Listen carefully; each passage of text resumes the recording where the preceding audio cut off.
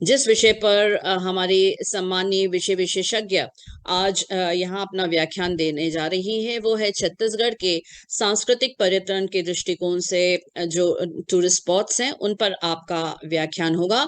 और यहाँ मैं स्वागत करना चाहूंगी मिस्टर अमरनाथ शर्मा का। आप हमारी विशेषज्ञ डॉक्टर सुचित्रा शर्मा के पतिदेव हैं और आप इस वक्त अमेरिका से हमारे साथ जुड़े हैं। So welcome Sharma ji. हमें बहुत खुशी हो रही है कि आप भी आज हमारे इस थैंक यू। व्याख्यान में जी जी वेलकम।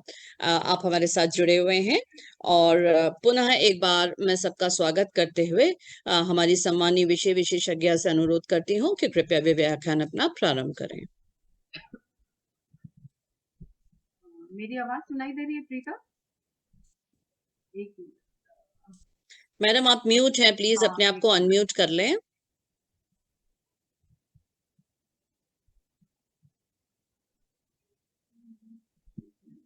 सुचित्रा मैडम अनम्यूट कर लें अपने आप को प्लीज। हाँ कर लिया। ओके हो गया जी।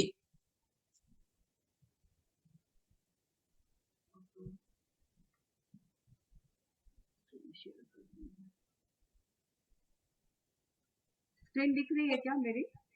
जी मैडम दिख रही है। तो सबसे पहले तो मैं सबको सादर अभिवादन करती हूँ Recording in progress. आभार मानती हूँ इसलिए कि आज अवकाश का दिन है और आप सब प्रतिभागी और माननीय कुलपति महोदया, मेरे कल के एक्सपर्ट डॉक्टर प्रशांत श्रीवास्तव, आईएजी का मेरी बहुत प्यारी सहेली डॉक्टर प्रीता लाल और सारे के सारे प्रतिभागी। संडे के दिन का इतना अच्छा उपयोग हुआ कि घूमने फिरने का दिन होता है और भले ही आभासी मंच ही सही, तो हम घूमने फिरने के लिए यहाँ पर एकत्रित हुए हैं। तो सबसे पहले तो मैं आज के इस विषय को बताने से पहले मैं बहुत पहले से ही क्षमा चाहती हूँ कि मैं इसकी विशेषज्ञ तो नहीं हूँ, लेकिन जैसा कि कल प्रशांत ने भी बताया कि हम लोग बहुत मेहनत कर रहे हैं, तो मैंने पूरी कोशिश की है। जिन लोगों का मैंने सहारा लिया उनको मैं लास्ट में जरूर बताऊंगी उनके बारे में। तो हम चलते हैं छत्तीसगढ़ के सांस्कृतिक पर्यटन स्थलों की सैर के लिए। तो सबसे पहले हम ये देखें कि जब हम बात कर रहे हैं कि सांस्कृतिक पर्यटन स्थलों की, तो सबसे पहले ये जानना जरूरी है कि अगर ये संस्कृति शब्द जुड़ा हुआ है तो उसका क्या मतलब है। मैं इस पे थोड़ा सा बताना चाहूंगी कि ये जो हमारा छत्तीसगढ़ है, ये मर्यादा पुरुषोत्तम राम जी की जन्मभूमि है, कर्म भूमि है। जन्मभूमि तो नहीं, कर्म भूमि है। इसलिए छत्तीसगढ़ अपनी कला, विरासत और सभ्यता के दृष्टिकोण से काफी अधिक समृद्धि को अपने में समेटे हुए है। और कहा भी जाता है कि इतनी अद्वितीय और जीवंत संस्कृति छत्तीसगढ़ की है, और जिस राष्ट्र की, जिस प्रदेश की संस्कृति इतनी समृद्ध है, निश्चित रूप से वो प्रदेश भी अपने आप में विश्व के पटल पे अपनी एक पहचान बनाता है। तो यहाँ पर हम देखते हैं कि हमारे छत्तीसगढ़ में हमारी धार्मिक विरासतें, कला, साहित्य, संगीत, नृत्य, इन सब की त्रिवेणी अविरल रूप से चलती रहती है और उसका नितत सतत उसका प्रवाह चलता रहता है और हम उनके जीवन को देखने की कोशिश करते हैं। तो आज हम अपनी छत्तीसगढ़ की संस्कृति को देखने जा रहे हैं। तो सबसे पहले हम इस चीज को समझना चाहेंगे कि संस्कृति शब्द का अर्थ क्या है। किसी भी समाज में गहराई तक व्याप्त गुणों के समग्र स्वरूप का नाम संस्कृति है। जो कुछ भी टोटालिटी है, मतलब हम जो विचार कर रहे हैं, हम जो कार्य कर रहे हैं, हम जो सोच रहे हैं, हम जो मनन कर रहे हैं, इन सब का एक समग्र रूप जो है वो संस्कृति में निहित होता है। और रॉबर्ट बीरस्ट्रीट एक सोशियोलॉजिस्ट हैं, उन्होंने सोशल ऑर्डर में लिखा है कि संस्कृति वह संपूर्ण जटिलता है जिसमें वे सभी वस्तुएं सम्मिलित हैं जिन पर हम विचार करते हैं, कार्य करते हैं और समाज का सदस्य होने के नाते अपने पास रखते हैं। यानी सबसे पहले क्या करते हैं, वी थिंक, मतलब जो कुछ भी हमें मिलता है। देखिए कोई भी चीज, विरासत का मतलब होता है एक पीढ़ी से दूसरी पीढ़ी को जाना। तो हम उसको जब लेते हैं अपने पास, तो हम उस पर विचार करते हैं, उसके बाद अपने पास रखते हैं और फिर उसके ऊपर हम उसके अकॉर्डिंगली क्रियाशील हो जाते हैं और आगे हम कार्य करने लगते हैं। यानी जो कुछ भी हमने सीखा है, चाहे वो जिंदगी का कोई भी पक्ष हो, कला का कोई भी पक्ष हो, भौतिक हो, अभौतिक हो, कुछ भी हो, वो जो कुछ भी हमारे पास है, हमें दिया गया है, हम उसको अपने पास रखते हैं, उस पर कार्य करते हैं और रखते ही नहीं है, हम उसको आगे दे देते हैं ताकि वो पीढ़ी इसको आगे ले जाए। तो अब हम ये देखते हैं कि जब हम सांस्कृतिक विरासत को लेकर आगे जाने की कोशिश करते हैं, तब वहां पर बात आती है पर्यटन की। पर्यटन मतलब घूमना।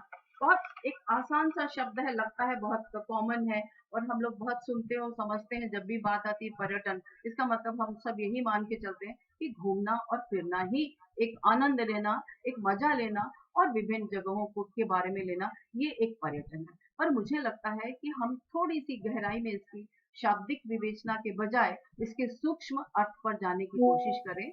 हम सब जानते हैं कि मनुष्य एक घुमंतु प्राणी है। देखिए, आदि काल से मनुष्य की घूमने विचारने की, सोचने की प्रकृति रही है, तभी तो वो असभ्यता के युग से सभ्यता के युग में प्रवेश किया है। वो घूमता रहा है, विचरता रहा है, उसको उसमें आनंद भी आता है, शांति भी मिलती है। तो ये जितने भी पर्यटन के स्थल होते हैं, ये केवल प्राकृतिक तो नहीं है, साथ ही साथ इनका पुरातात्विक महत्व होता है, धार्मिक और ऐतिहासिक, बल्कि हम यूं कह सकते हैं कि ये संस्कृति के संरक्षण के केंद्र है और इनसे इनका ट्रांसमिशन एक पीढ़ी से दूसरी पीढ़ी को होता रहता है। ज्ञान है, आस्था है, हमारी कला है, ये सब का मिला-जुला समन्वित रूप पर्यटन कहा जा सकता है। अब सवाल उठता है कि आखिर ये पर्यटन किया क्यों जाता है? मैं थोड़ा-सा इस पर चाहती हूँ कि हम समझें इसको। अब सब यहाँ पर प्रतिभागी उपस्थित हुए हैं।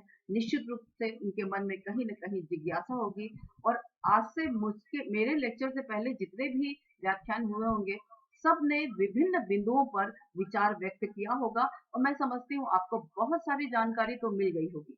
लेकिन मैं उन पर्यटन स्थलों के उन बिंदुओं पर आपको ले चलूंगी जो हमारे सांस्कृतिक हस्तांतरण के बिंदु कहे जा सकते हैं।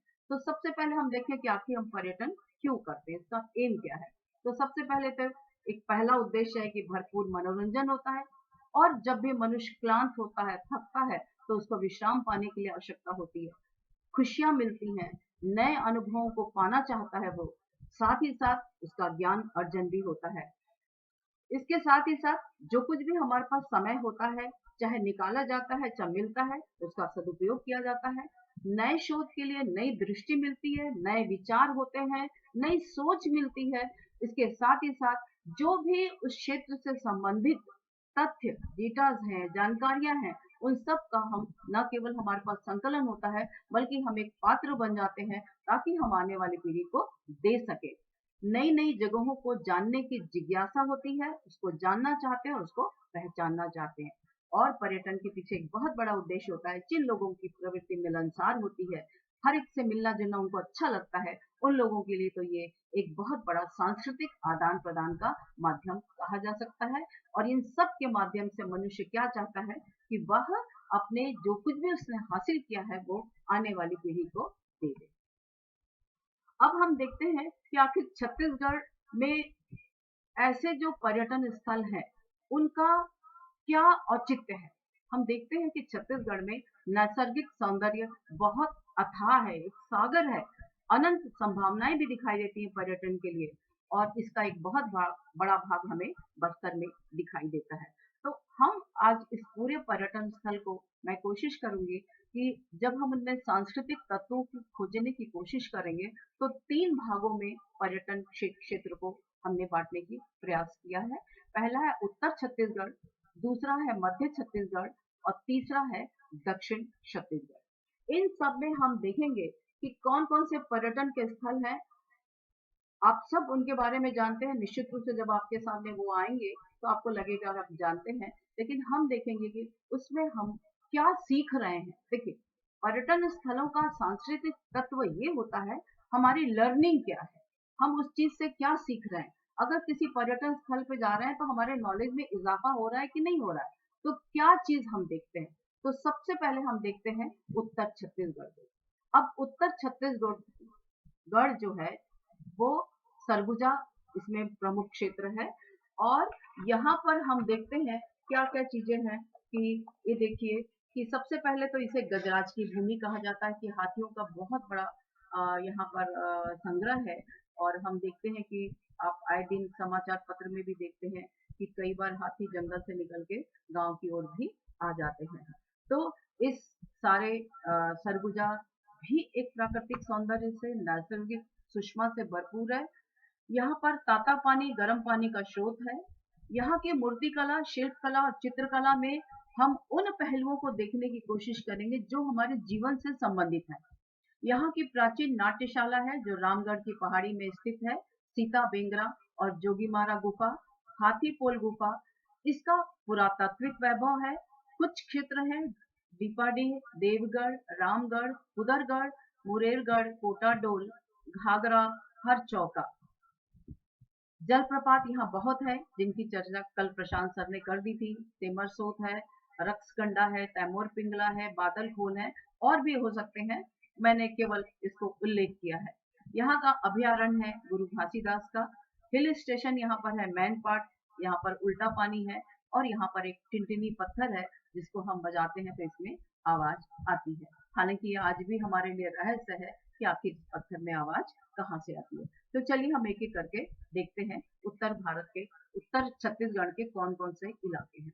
सबसे पहले हम देखते हैं ताता पानी। ताता पानी छत्तीसगढ़ के बलरामपुर जिले में स्थित एक पर्यटन स्थल है। इस स्थान में 8 से 10 प्राकृतिक गर्म जल के कुंड हैं।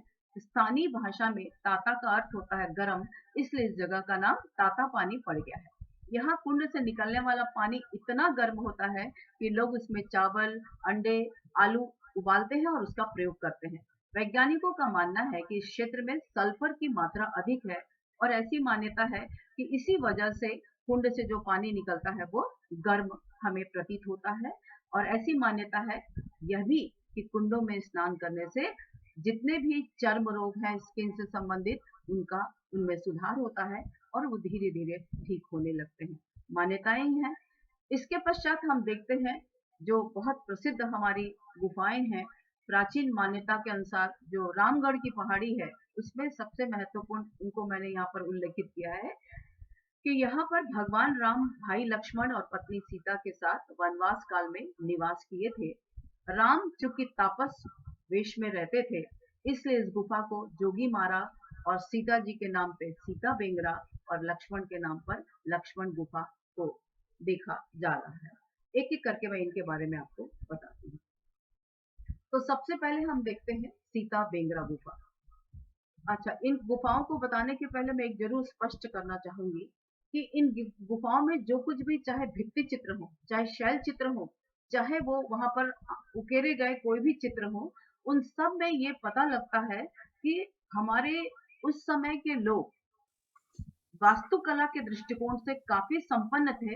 आज भले ही हम इसको विज्ञान की एक शाखा के रूप में पढ़ रहे हैं, लेकिन हमारे प्राचीन जो लोग हुआ करते थे वो काफी सक्षम हुआ करते थे, क्योंकि जिन कालों में इन गुफाओं का निर्माण हुआ है, जिन पुरातात्विक वैभव को गढ़ा गया है, हम उसकी कल्पना भी नहीं कर सकते। आज हम पढ़ लिख रहे हैं, आज हमारे पास वैज्ञानिक ज्ञान हो गया है, लेकिन हम अगर देखते हैं तो इनकी कला और वास्तु बहुत ही अतुल्य है और एकदम अद्भुत है।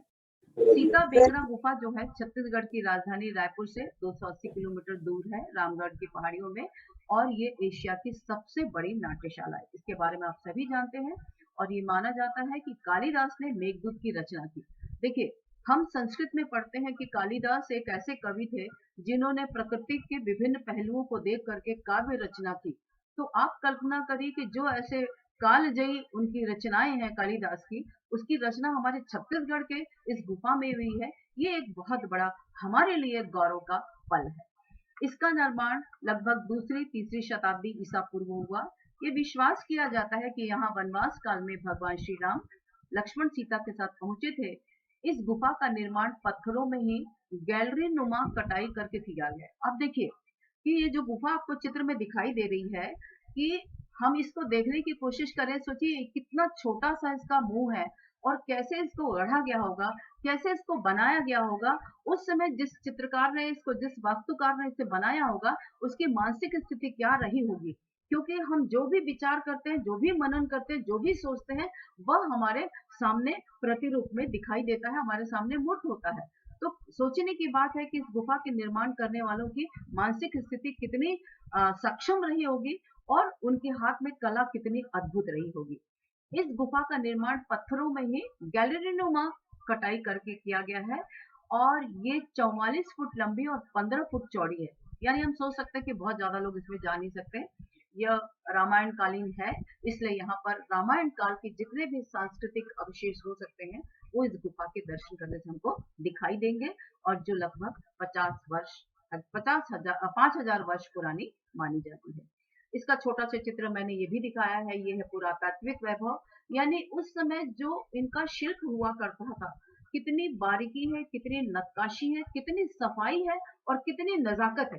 देखिए, हम पेन लेकर एक कागज पर चित्र बनाते हैं तो पेन तो बहुत शार्प होता है ना, उसको हम बना सकते हैं, लेकिन सोचिए कि ये छेनी हथौड़ी से लेकर के कैसे इन्होंने पत्थरों को इस तरह से तराशा होगा कि वो हमारे सामने आज एक मूर्त रूप में, एक हमारी धरोहर के रूप में सामने आ गई है। ऐसी ही दूसरी गुफा है जोगीमारा।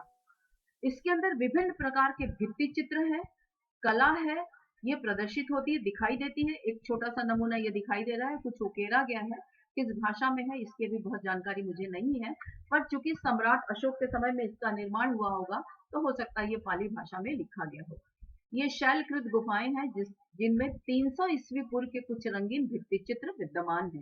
ये माना जाता है कि रंगशाला की रूपदक्ष देवदासी सुतनुका ने इन भित्ति चित्रों का निर्माण कराया था। उस समय देवदासी परंपरा थी। देखिए, एक बात ये भी मालूम चली कि जोगी मारा गुफा की जिसने निर्माण कराया वो देवदासी थी, यानी इससे हमें पता लगता है कि उस समय रामायण काल में देवदासी परंपरा थी। तो उसने मनुष्यों और इसके साथ ही साथ इस गुफा में पशुओं का, मनुष्यों की आकृति है। एक चित्र में नृत्यांगना बैठी हुई है और गायक और नाटकों के झुंड में दिखाई दे रही है, और उनका लय और गति से युक्त जो चित्रांकन किया गया है वो स्पष्ट इंगित कर रहा है कि नृत्य कला और संगीत कला के क्षेत्र में हमारे उस समय के कलाकार दक्ष हुआ करते थे। उनकी कला का संयोजन अद्भुत हुआ करता था और देखते बनता था। हम कल्पना कर सकते हैं कि अगर काश हमारे सामने ये गुफाएं होती, उस समय इनका निर्माण किया जाता और उन घटनाओं को हम अपने सामने देखते, तो मुझे लगता हम सबके मुंह से जरूर निकलता, वाह क्या नृत्य कला है, क्या लय है, क्या शैली है, क्या संयोजन दिखाई दे रहा है। तो इस तरीके से ये सब उस समय के तत्कालीन समाज के चित्रण को प्रस्तुत करते हैं। ये हमारी दोनों गुफाएं, इसके साथ और भी गुफाएं हैं, पर मैंने सब गुफाओं को कवर नहीं किया है क्योंकि वैसे भी 26 स्लाइड बन गए हैं तो बहुत लंबा समय लग जाएगा। तो मैं कोशिश कर रही हूँ कि इसको संक्षिप्त रूप से बताने की कोशिश करती हूँ। अब हम सरगुजा के छोर पे पहुंचते हैं जो मैन पाट के नाम से फेमस है, और मैं समझती हूँ आप सब मैन पाट का नाम आपने बहुत सुना होगा। दलदली जमीन है, उल्टा पानी बहता है, बौद्धों का मंदिर है, तिब्बतों का स्थान है, और कई मैंने यात्रा वृत्तांतों को पढ़ा है कि लोग जाते हैं स्पेशली और वो जमीन पे कूद के देखते हैं कि वो कैसे दलदली है ना, और कैसे वहां का पानी उल्टा, मतलब वहां गाड़ी भी उल्टी दिशा में चलती है। यानी कहीं ना कहीं कोई चीज है जो क्या रहस्य है उसके बारे में मैं नहीं जानती, लेकिन कोई जानकार होगा तो शायद आपको बता सकता है। प्रशांत सर आपको इस बारे में अच्छा बता सकते हैं। तो ये छत्तीसगढ़ के उत्तरी भाग में समुद्र तल से 1099 मीटर की ऊंचाई पर स्थित है। एक पठारी भूभाग है जिसमें 226 वर्ग किलोमीटर तक का वन क्षेत्र है, यानी जंगली इलाका है पूरा। इस संपूर्ण पठार को मैन पाट कहा जाता है, और इसे हम लोग सब, जिसका जो चर्चित नाम है वो है छत्तीसगढ़ का शिमला। बहुत एकमात्र हिल स्टेशन है हमारे का जो बहुत सुंदर है, और जब ठंड पड़ती है या बारिशों में इसका सौंदर्य देखने लायक है, जो हम देखते हैं टीवी पे, न्यूज़पेपर में या मीडिया की जितने साधनों में, तो बड़ा रोमांच होता है कि ऐसे भी क्षेत्र हमारे छत्तीसगढ़ में मौजूद है। हमें क्या जरूरत है देश से बाहर जाने की, हमारा अपना प्रदेश ही तो कितना संपन्न और समृद्ध है। और ठंड और बारिश के समय में मैन पाट की सुंदरता दिखाई देती है, बहुत आकर्षक होती है। पहाड़ के नीचे का दृश्य बहुत मनोरम होता है, और ये सारी वहाँ की नदियाँ, पहाड़ियाँ, बहते झरने, ये सब लोगों को आकर्षित करते हैं, और यहीं से रिहंद और माण नदी का उद्गम हुआ है। और मैन पाट जो है कालीन और पामेलियन पेंटिंग के लिए बहुत प्रसिद्ध है। यहाँ बॉक्साइट की खदान भी है जहाँ से बालकों के लिए बॉक्साइट निकलता है। इसके अतिरिक्त सरगुजा में बुद्ध मंदिर है जो आपको राइट साइड में दिखाई दे रहा है। सरभंजा जलप्रपात है जिसे इको या टाइगर पॉइंट कहा जाता है, और एलिफेंट पॉइंट भी है, फेशियल पॉइंट भी है जिसे मेहता पॉइंट बोलते हैं, दलदली जमीन है, फिश पॉइंट है। ये सब का मैं वर्णन बहुत नहीं कर रही हूँ क्योंकि इन सब के बारे में हो सकता है आपको जानकारी हो, और मेरा उद्देश्य ये है कि हमारी संस्कृति इनमें कहाँ प्रभावित हो रही है उन क्षेत्रों का हम देखें। तो ये देखिए एक उल्टा पानी है, बुद्ध मंदिर है, मैन पार्ट का एक छोटा सा दृश्य मैंने आपके समक्ष रखा है। ये हमारा है उत्तर छत्तीसगढ़, जो सरगुजा का क्षेत्र है और यहाँ सारी चीजें देखने लायक है। अब चलते हैं हम मध्य छत्तीसगढ़ की ओर, है ना। ये हमारे छत्तीसगढ़ का बीच का हिस्सा है, जिसमें रायपुर है, बिलासपुर है और दुर्ग संभाग आते हैं। तो एक एक करके यहाँ के जो प्रमुख पुरातात्विक और सांस्कृतिक स्थल हैं, उनको मैं आपको बताते जा रही हूँ, तो आप इनको देखते जाएंगे, ठीक है। ये है सबसे पहला सिरपुर। एक मिनट में इसको थोड़ा इधर करती हूँ,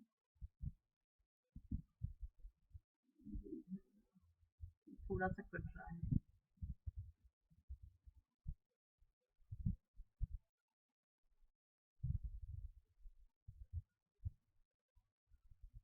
ये जो सिरपुर है, ये अंतर्राष्ट्रीय पर्यटन मानचित्र पर इसकी अपनी ऐतिहासिक और पुरातात्विक विशेषता है और ये 5वीं से 8वीं शताब्दी के मध्य दक्षिण कौशल की जो राजधानी थी, जो महानदी के किनारे स्थापित है। यहाँ पे सांस्कृतिक और वास्तुकला बहुत ही बेमिसाल है, अद्भुत है। पुरातन काल में सोमवंशी राजाओं के काल में से शिवपुर कहा जाता था, जो दक्षिण कौशल की राजधानी थी। आज सिरपुर जो है अपने धार्मिक, पुरातात्विक और वैज्ञानिक दृष्टिकोण के कारण आकर्षण का केंद्र बना हुआ है। यहाँ पर जितनी भी मूर्तियां मिली हैं, वो संग्रहालय में सुरक्षित रखी गई हैं। मुख्य रूप से यहाँ पर लक्ष्मण मंदिर, गंधेश्वर महादेव मंदिर और खनन से प्राप्त जितने भी अवशेष हुए हैं, वो सब के सब हमें सिरपुर में सुरक्षित हैं। मैंने इनको देखा है, मैं अपने स्टूडेंट्स को लेके गई थी। वाकई इतना सुंदर संयोजन हमें जो दिखाई देता है सिरपुर में, पुरातात्विक संग्रह इस तरह से सुरक्षित रखा हुआ है कि हमारे आने वाली पीढ़ियां जब भी यहाँ आएंगी, उनको देख के हैरान हो जाएंगी कि संस्कृति के क्षेत्र में धरोहर के रूप में हमारी कला और विरासत और नैसर्गिक सुंदरता के क्षेत्र में हमारा प्रदेश कितना ही समृद्ध रहा है। और इसके लिए तो एक दिन भी कम है।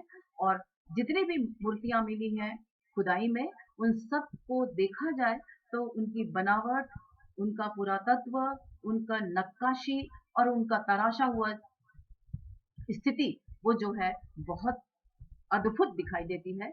और इसका उल्लेख जो है वो अमीर खुसरो ने भी अपनी किताब में किया है। इसके पश्चात हम दूसरा देखते हैं, वो है आरंग। आरंग जो है रायपुर से 38 किलोमीटर दूर मंदिरों के शहर के नाम से जाना जाता है। यहाँ पर जैनियों का भांड देवल मंदिर है, जो बहुत आकर्षण का केंद्र है और जिसमें काले पत्थरों से जैन तीर्थंकरों की प्रतिमा बनी हुई है। और ये एक ऐसा दुर्लभ स्थान है जहाँ पर एक ही पत्थर पर जैनियों के सभी 24 तीर्थंकरों की छवि उकेरी गई है। तो ये हमारे दो महत्वपूर्ण क्षेत्र हैं, जो पुरातात्विक दृष्टिकोण से, और अगर हम संस्कृति के तत्वों को देखें कि इनमें कला किस तरह से हस्तांतरित हुई है, इनका जो बनावट और नक्काशी है, वो उस समय के कलाकारों की जो दूरदर्शिता थी, उसका परिचायक है। इसके पश्चात हम देखते हैं मध्य छत्तीसगढ़। ये है हमारा राजिम। राजिम का नाम आप सब ने सुना होगा और मुझे लगता है शायद हम लोग कोई भी ऐसे ना हो जो छत्तीसगढ़ के इस राजिम स्थल के बारे में ना जानते हैं। ये एक सांस्कृतिक केंद्र कहा जा सकता है।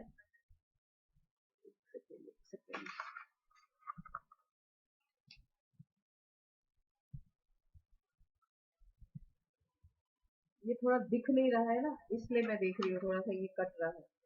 हाँ, तो ये जो है, ये यहाँ पर 3 नदियों का संगम है, इसलिए इसको प्रयाग भी कहा जाता है। पैरी, सोंढूर और महानदी ये तीनों नदियों का संगम है। और कहा जाता है कि राजिम में जो संगम बना है, वहां पर लोग मोक्ष पाने के लिए भी जाते हैं, क्योंकि वहां पर कई बार लोग अस्थियों का विसर्जन भी करते हैं। और जो यहाँ का राजिम लोचन मंदिर है, वो हमारी आस्था का बहुत महत्वपूर्ण केंद्र है।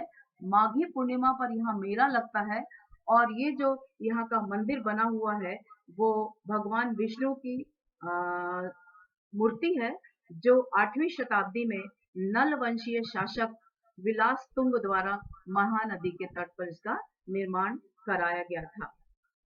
यहाँ पर मेला भरता है। इसमें अनेक तीर्थ स्थान है और जो विष्णु की चतुर्भुजी मूर्ति है उसमें गदा, पद्म, चक्र ये सब विद्यमान है और राजिम का पुराना नाम जो है वो पद्मावती पुरी है।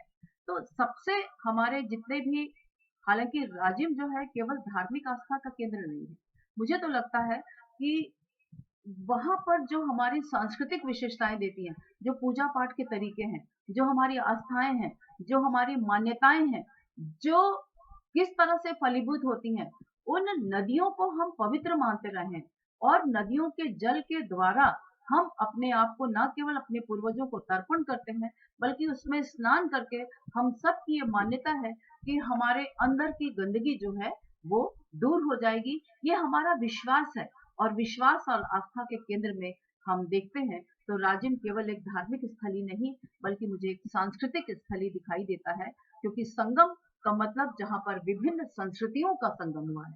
नदियां अपने साथ एक एक संस्कृति लेके चलती हैं और उन संस्कृतियों का जब संगम होता है तो निश्चित रूप से संगम हमेशा लाभकारी होता है।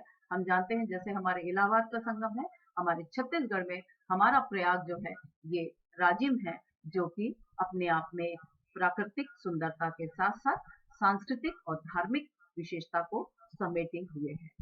इसके पश्चात हम दूसरे जाते हैं जो महत्वपूर्ण है हमारे मध्य छत्तीसगढ़ का, वो है चंपारण। चंपारण का नाम आपने सबने सुना ही होगा।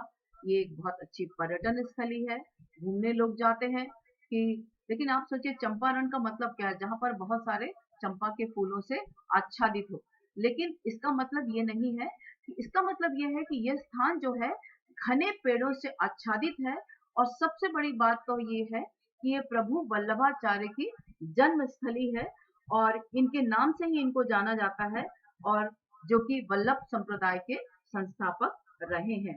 और उसके बाद सभी लोग यहाँ पर मंदिरों में जा करके चंपारण में उसका दर्शन करते हैं और साथ ही साथ वल्लभाचार्य के जो वचन है, जो उनके क्या कहते हैं, उनका उद्गार है, उनको पढ़ते हैं, सुनते हैं, समझते हैं और अपने जीवन में उतारने की कोशिश करते हैं। और कहीं न कहीं पर अप्रत्यक्ष रूप से ये शिव महादेव के नाम से भी ये स्थान जाना जाता है।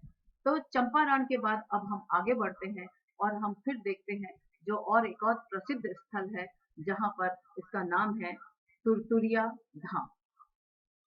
अब ये देखिए, ये जो तुरतुरिया धाम है, नाम से ही हमको सुन के लगता है कि इसका नाम मतलब एक जैसे खनकता हुआ, छनकता हुआ, और एक ऐसा शब्द दिखता है जैसे हमारे कानों में इससे खनखनाहट लग रही है। तो आखिर ये खनखनाहट आ कहाँ से रही है जो हमें लग रही है? तो ये एक प्राकृतिक और धार्मिक स्थल है जो रायपुर से 84 किलोमीटर दूर स्थित है, जिसे तुरतुरिया धाम कहा जाता है।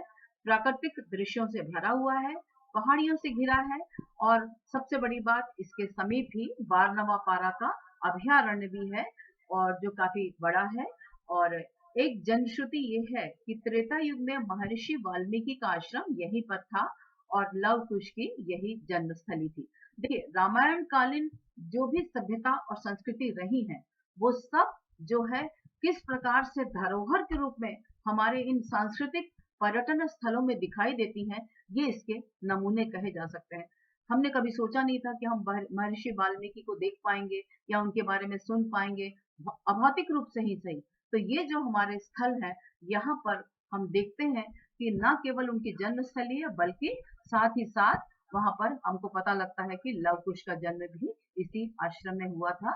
जब सीता जी को रामचंद्र जी ने त्याग दिया था तो उनके आश्रम में उन्होंने पनाह ली थी और उन्होंने उनके लव कुश का पालन पोषण किया था।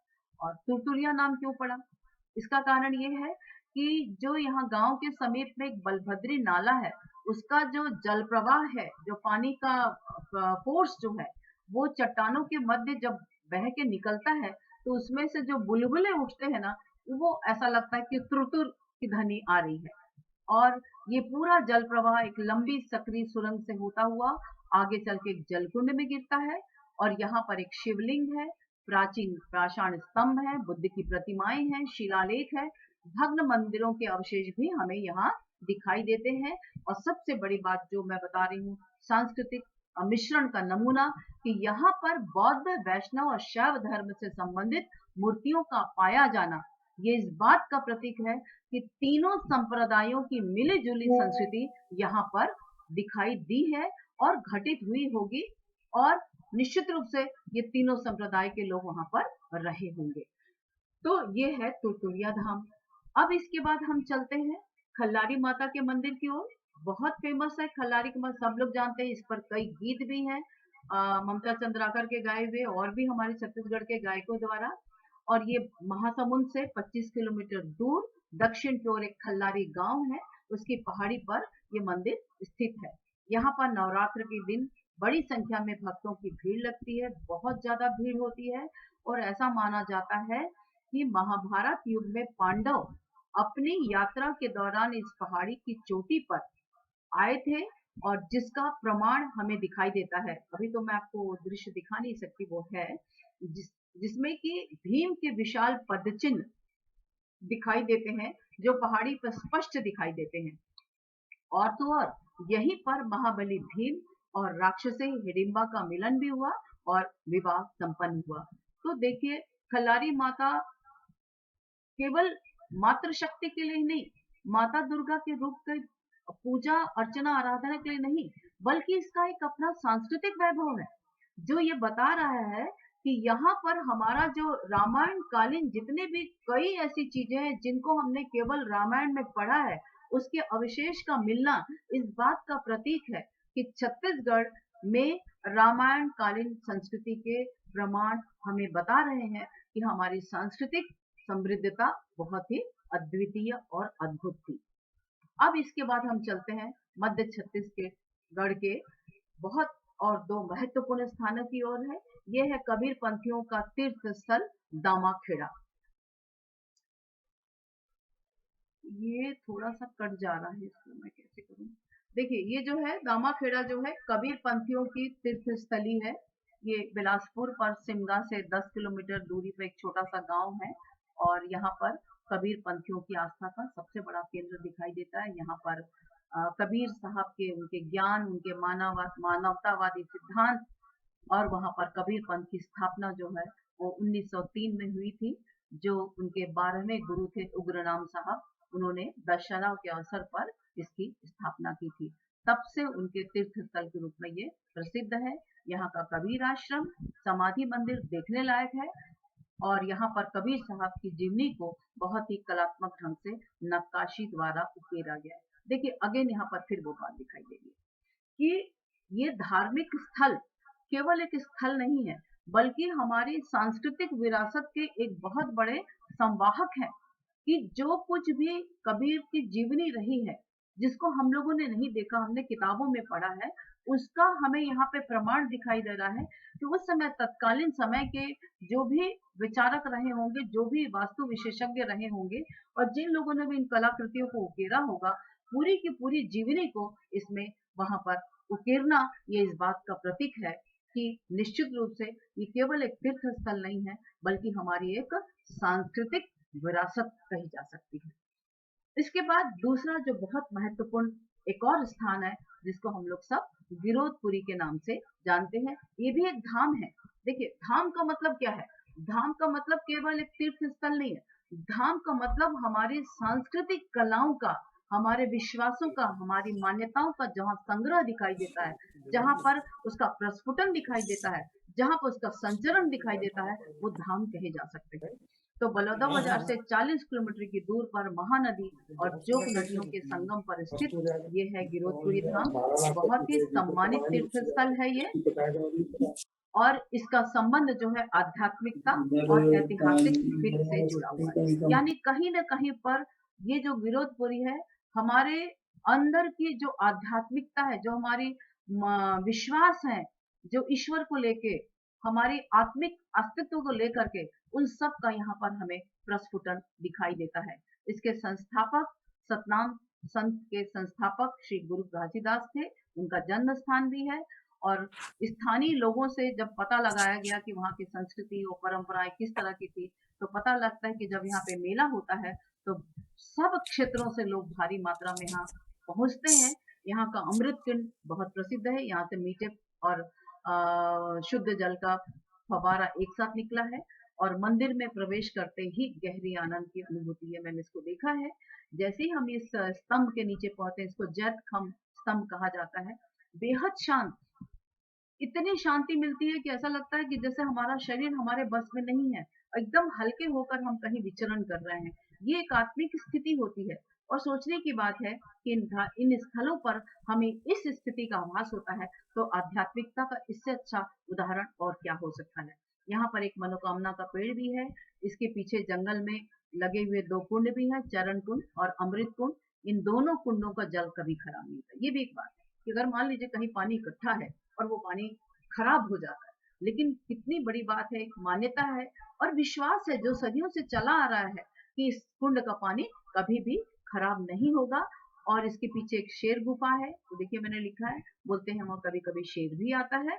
और इस तरीके से ये सबसे बड़ा भारत का भारत का सबसे ऊंचा जैतखाम जो है वो यहाँ बना हुआ है, जिसकी ऊंचाई जो है वो 243 फीट के करीब है, जो भारत देश की कुतुब मीनार से 7 मीटर से अधिक ऊंचा है। और सबसे बड़ी बात, मैं भी हैरान हो गई थी देख के कि इसका जो आर्किटेक्ट है, इसका जो इंजीनियरिंग का करिश्मा है, किस तरह से बनाया गया है, कितना, क्या हम सोचते हैं जब हम किसी पेपर पे एक चित्र बनाते हैं तो हम स्केल से लेके एक चीजों को नापते हैं और देखते हैं कि एक भी चीज की गलती नहीं हो, लेकिन उस चित्र को सामने मूर्त रूप में स्थापित करना और एक इतने बड़े विशाल स्तंभ का निर्माण करना, और जिसमें न केवल आर्किटेक्ट है, वास्तु है, बल्कि साथ ही साथ हमारे मन को शांत करने वाले कहीं न कहीं अप्रत्यक्ष साधन भी मौजूद हैं, ये एक अद्भुत बात दिखाई देती है। इसलिए गिरोधपुरी स्तंभ बहुत ज्यादा प्रसिद्ध है। उसके पश्चात अब हम चलते हैं मध्य छत्तीसगढ़ के बिलासपुर की ओर। बिलासपुर भी अपने आप में बहुत नैसर्गिक सुषमा लिए हुए है। जब भी कभी हम, रायपुर तो अब राजधानी बन गई है, लेकिन जब हम बिलासपुर की ओर जाते हैं तो आज भी वहां पे प्राकृतिक सुंदरता, नैसर्गिक सौंदर्य, नदी, नाले, पहाड़, झरने बहुत ही अपनी प्राकृतिक सुंदरता के साथ हमें दिखाई देते हैं। यहाँ का जो प्रसिद्ध स्थल है वो है महामाया मंदिर, जो रतनपुर में स्थित है। रतनपुर अपने आप में एक पुरातात्विक वैभव को समेटे हुए है। ये एक पवित्र नगरी है, कभी ये छत्तीसगढ़ की राजधानी हुआ करती थी। इसका एक अपना प्राचीन और गौरवशाली इतिहास है। ये बिलासपुर कोरबा सड़क मार्ग पर 25 किलोमीटर की दूरी पर स्थित है। और सबसे बड़ी बात सोचिए, इस रतनपुर का नाम क्या था, देखिए, चारों युग, इसलिए इसको चतुर्युगी मीनार भी कहा, स्थान भी कहा जाता है। सतयुग में इसे मणिपुर कहा जाता था, त्रेता युग में माणिकपुर, और द्वापर में हीरापुर, और कलयुग में अब इसको रतनपुर के नाम से हम इसको मानते हैं। कलचुरी शासक रत्नदेव प्रथम ने 1050 में इसे अपनी राजधानी बनाया और महामाया मंदिर की स्थापना की। और हम लोग सब जानते हैं कि रतनपुर का महामाया मंदिर सिर्फ मंदिर नहीं है, बल्कि आस्था, विश्वास को फलित होने का एक सशक्त केंद्र है। यहाँ पर महाकाली, महासरस्वती और महालक्ष्मी की प्रतिमाएं, ये तीनों एक साथ होना इस बात का प्रतीक है कि हमारा प्राचीन समाज नारी के शक्ति रूपों की पूजा करता रहा है। वो महाकाली के रूप में हो, चाहे सरस्वती में ज्ञान की देवी के रूप में है, लक्ष्मी यानी धन धान संपन्नता की दृष्टिकोण से हो, और या शक्ति के रूप में हो, ये तीनों ही महिलाओं के रूप कहे जा सकते हैं। और इनका अद्भुत समन्वय जो हमें महामाया मंदिर में दिखाई देता है। अब हम आगे बढ़ते हैं मल्हार की ओर। मल्हार बिलासपुर जिले के मस्तूरी के निकट एक स्थान है, जिसका अपना एक पुरातात्विक और ऐतिहासिक महत्व है। इस स्थान में उत्खनन के दौरान महापाषाण कालीन युगीन सभ्यता के अनेक साक्ष्य मिलते हैं। इन साक्ष्यों का मिलना ये इस बात का प्रतीक है कि, बार बार मैं आपसे यही कह रही हूँ और मुझे लगता है कि हमारे छत्तीसगढ़, चाहे उत्तर हो, चाहे मध्य छत्तीसगढ़ हो या दक्षिण छत्तीसगढ़ हो, कहीं न कहीं पर पूरे क्षेत्र में रामायण कालीन संस्कृति और सभ्यता का हमें यहाँ पर साक्ष्य मिलता है, प्रमाण मिलते हैं, जो इस बात का बताते हैं। और रामायण केवल हमारे लिए ग्रंथ नहीं है, रामायण कालीन संस्कृति हमारे मनुष्य की एक संस्कृति है कि एक व्यक्ति को कैसा होना चाहिए, कि स्त्री को कैसा होना चाहिए, प्रजा को कैसा होना चाहिए, लोगों को कैसा होना चाहिए, इन सब का जो संवाहक बनती है हमारी ये आस्था के केंद्र। तो यहाँ पर हम देखते हैं कि मल्हार जो है वो पुरातात्विक दृष्टिकोण से बहुत महत्वपूर्ण है, क्योंकि जो भी यहाँ पर उत्खनन में साक्ष्य मिले हैं वो बताते हैं, चाहे वो शिलालेख हो, चाहे वो ताम्रपत्र हो, चाहे सिक्के मिले हो, इन सब और मूर्तियां भी मिली हैं, इन सब से हमें पता लगता है कि इनका निर्माण जो है रामायण के काल में हुआ है। इसका मतलब हम ये कह सकते हैं कि रामायण काल में हमारी सभ्यता जो है एक आदर्श रूप में विद्यमान थी, और उस आदर्श संस्कृति का परिचय आज भी हमारे छत्तीसगढ़ में पर्यटन स्थलों के रूप में हमें दिखाई देता है। इसके साथ ही अनेक मंदिरों के अवशेष भी मिले हैं, जिनमें पातालेश्वर मंदिर, केदार मंदिर, डिडनेश्वरी मंदिर और ये हैं जो कि काले ग्रेनाइट पत्थरों की बनी है। ये सब भी को बता रहे हैं कि जितने भी हमारे पुरातात्विक स्थल हैं ये हमारे संस्कृति के संचरण के केंद्र हैं। आगे चलते हैं अब हम चित्तौड़गढ़ का लाफागढ़, और मुझे लगता है कुछ साल पहले ही इस प्रदेश के बारे में लोगों को मालूम चला, क्योंकि ये बहुत ही दुर्गम स्थान है, यहाँ पहुंचना थोड़ा मुश्किल है, लेकिन ये एक ऐतिहासिक स्थल है, रहस्य से भरा है, रोमांच है, वास्तुकला और इतिहास से भरपूर है लाफागढ़, जिसे चैतुरगढ़ भी कहा जाता है। कोरबा शहर से 70 किलोमीटर दूर ऊंची मैकाल पहाड़ी के शीर्ष पर यह स्थित है, जिसे छत्तीसगढ़ का कश्मीर कहा जाता है। इसे राजा पृथ्वीदेव प्रथम ने बनाया था, चारों ओर से मजबूत प्राकृतिक दीवारों से संरक्षित है। देखिए, अब ये लाफागढ़ या चैतुरगढ़ का जो किला है जो बना हुआ है वो चारों तरफ से प्राकृतिक रूप से सुरक्षित है, यानी उस समय प्रकृति ने इस तरह से इसको निर्मित किया कि इसकी सुरक्षा बिल्कुल ही बड़ी सुदृढ़ थी, लेकिन कुछ स्थानों में इसके मनुष्य के द्वारा निर्माण भी कराया गया, लेकिन फिर भी ये कहीं न कहीं पर चूंकि प्राकृतिक रूप से इसकी दीवारें मजबूत हैं, जो ये बता रही हैं कि ये हमारा एक ऐसा दुर्लभ प्राकृतिक स्थान है जहां अभी हम पहुंच नहीं पाए, बहुत आसान नहीं है, दुर्गम है, लेकिन निकट भविष्य में चूंकि पर्यटन की संभावनाएं बढ़ रही हैं तो हो सकता है कुछ समय के पश्चात ये भी हमारे लिए अप्रोचेबल हो जाए। इसमें 3 मुख्य प्रवेश द्वार हैं, जो मेनका, हुनकारा और सिम्हा द्वार के नाम से जाने जाते हैं। पहाड़ी के ऊपर 6 वर्ग मीटर का एक समतल क्षेत्र है, जिसमें 5 तालाब है, 3 में पानी भरा है। यहाँ पर महिषासुर मर्दिनी का मंदिर है, और मंदिर से 3 किलोमीटर दूर शंकर की गुफा है, जो सुरंग की तरह 25 मीटर लंबी है। यानी सोचिए इस गुफा में हम सीधे नहीं जा सकते, लेट के ही हमको जाना पड़ेगा, तो इसके लिए बहुत हिम्मत चाहिए, बहुत आपके अंदर वो उत्साह भी होना होगा। रोमांच के लिए यदि आप तैयार हैं तो निश्चित रूप से छत्तीसगढ़ के किले में जा सकते हैं और आप लाफागढ़ को देख सकते हैं। इसके बाद हम चलते हैं रायगढ़ के बचनाझर, जहाँ के शैल चित्र बहुत ही प्रसिद्ध हैं। रायगढ़ से पश्चिम दिशा में 28 किलोमीटर तथा सिंघनपुर शैलाश्रय है। दक्षिण दिशा में 8 किलोमीटर दूर ब्रह्मनीम पहाड़ी पर 2000 फुट की ऊंचाई पर यह शैलाश्रय है, जिसका नाम बसनाझर है। यह प्राचीन प्रस्तर युग और नवीन प्रस्तर युग में अंकित है। इसके जितने भी शैल चित्र हैं दोनों प्रकार के युगों का परिचय देते हैं, पुराना प्राचीन प्रस्तर युग भी और हमारा जो अभी आज का नया पत्थर युग है उसके भी के बारे में। पुरातत्व विशेषज्ञों का कहना है कि यहाँ पर 10,000 ईसा पूर्व हिरण, हाथी, जंगली भैंसे, घोड़े इत्यादि पशुओं के लगभग 400 आदिम शैल चित्र है। यानी आप सोचिए कितना पुराना है, और वहां पर उस समय किस तरह से इन सब की मूर्तियों को चित्रकला, जो पहाड़ों में शैल है ना, मतलब पहाड़ है, वहां पर किस तरह से उकेरा गया होगा। इसके अतिरिक्त यहाँ पर ताला गांव भी है और पाली भी है, लेकिन मैं भी उनके बारे में आपको विस्तृत नहीं बता रही, हो सकता आप इनके बारे में जानते हैं। अब हम आगे चलते हैं, अब चलते हैं मध्य छत्तीसगढ़ के चांपा जांजगीर क्षेत्र में, और यहाँ पर हम देखते हैं क्या क्या इलाके हैं जो कि सांस्कृतिक संस्करण के केंद्र कहे जा सकते हैं। यह जो इलाका है शिवरी नारायण, ये इसको छत्तीसगढ़ का जगन्नाथपुरी कहा जाता है। चांपा जिले में महानदी, शिवनाथ और जोक नदी के त्रिधारा संगम पर ये स्थित है। यह मतंग ऋषि का गुरुकुल आश्रम और शबरी की साधना स्थली रहा है। भगवान राम ने शबरी के हाथों झूठे बेर खाए थे। ये आप सबको इस घटना का के बारे में मालूम है और याद भी होगा कि शबरी लंबे समय से इंतजार कर रही थी, और जहाँ राम उसकी कुटिया में पहुंचते हैं तो उसे इस बात का होश भी नहीं रहता है। उसको लगता है मैं इतने दिन से इनका इंतजार कर रही थी और उनको मैं क्या दूं, उसको झोपड़ी में बेर दिखते हैं तो अब वो सोचती बेर तो खट्टे भी होते हैं। अब इतनी भोली, इतनी मासूम, इतनी मासूमियत के साथ उसको लगा कि मुझे अतिथि जो कि भगवान है मेरे, उनको मैं कैसे सेवा करूं, तो उसने बेर को चक चक कर वो उनको खिलाना शुरू किया। और इस तरीके से वहां पर जो उसने साधना की, भगवान राम का इंतजार किया और उसमें जो आर्य संस्कृति के बीज बोए, इसलिए इसको हम लोग बहुत पवित्र स्थल के नाम से जानते हैं और कई बार इसे गुप्त तीर्थ धाम भी कहा जाता है। याज्ञवल्क्य संहिता और रामावतार चरित्र में इसका उल्लेख मिलता है, जो हमारे प्राचीन ग्रंथ हैं।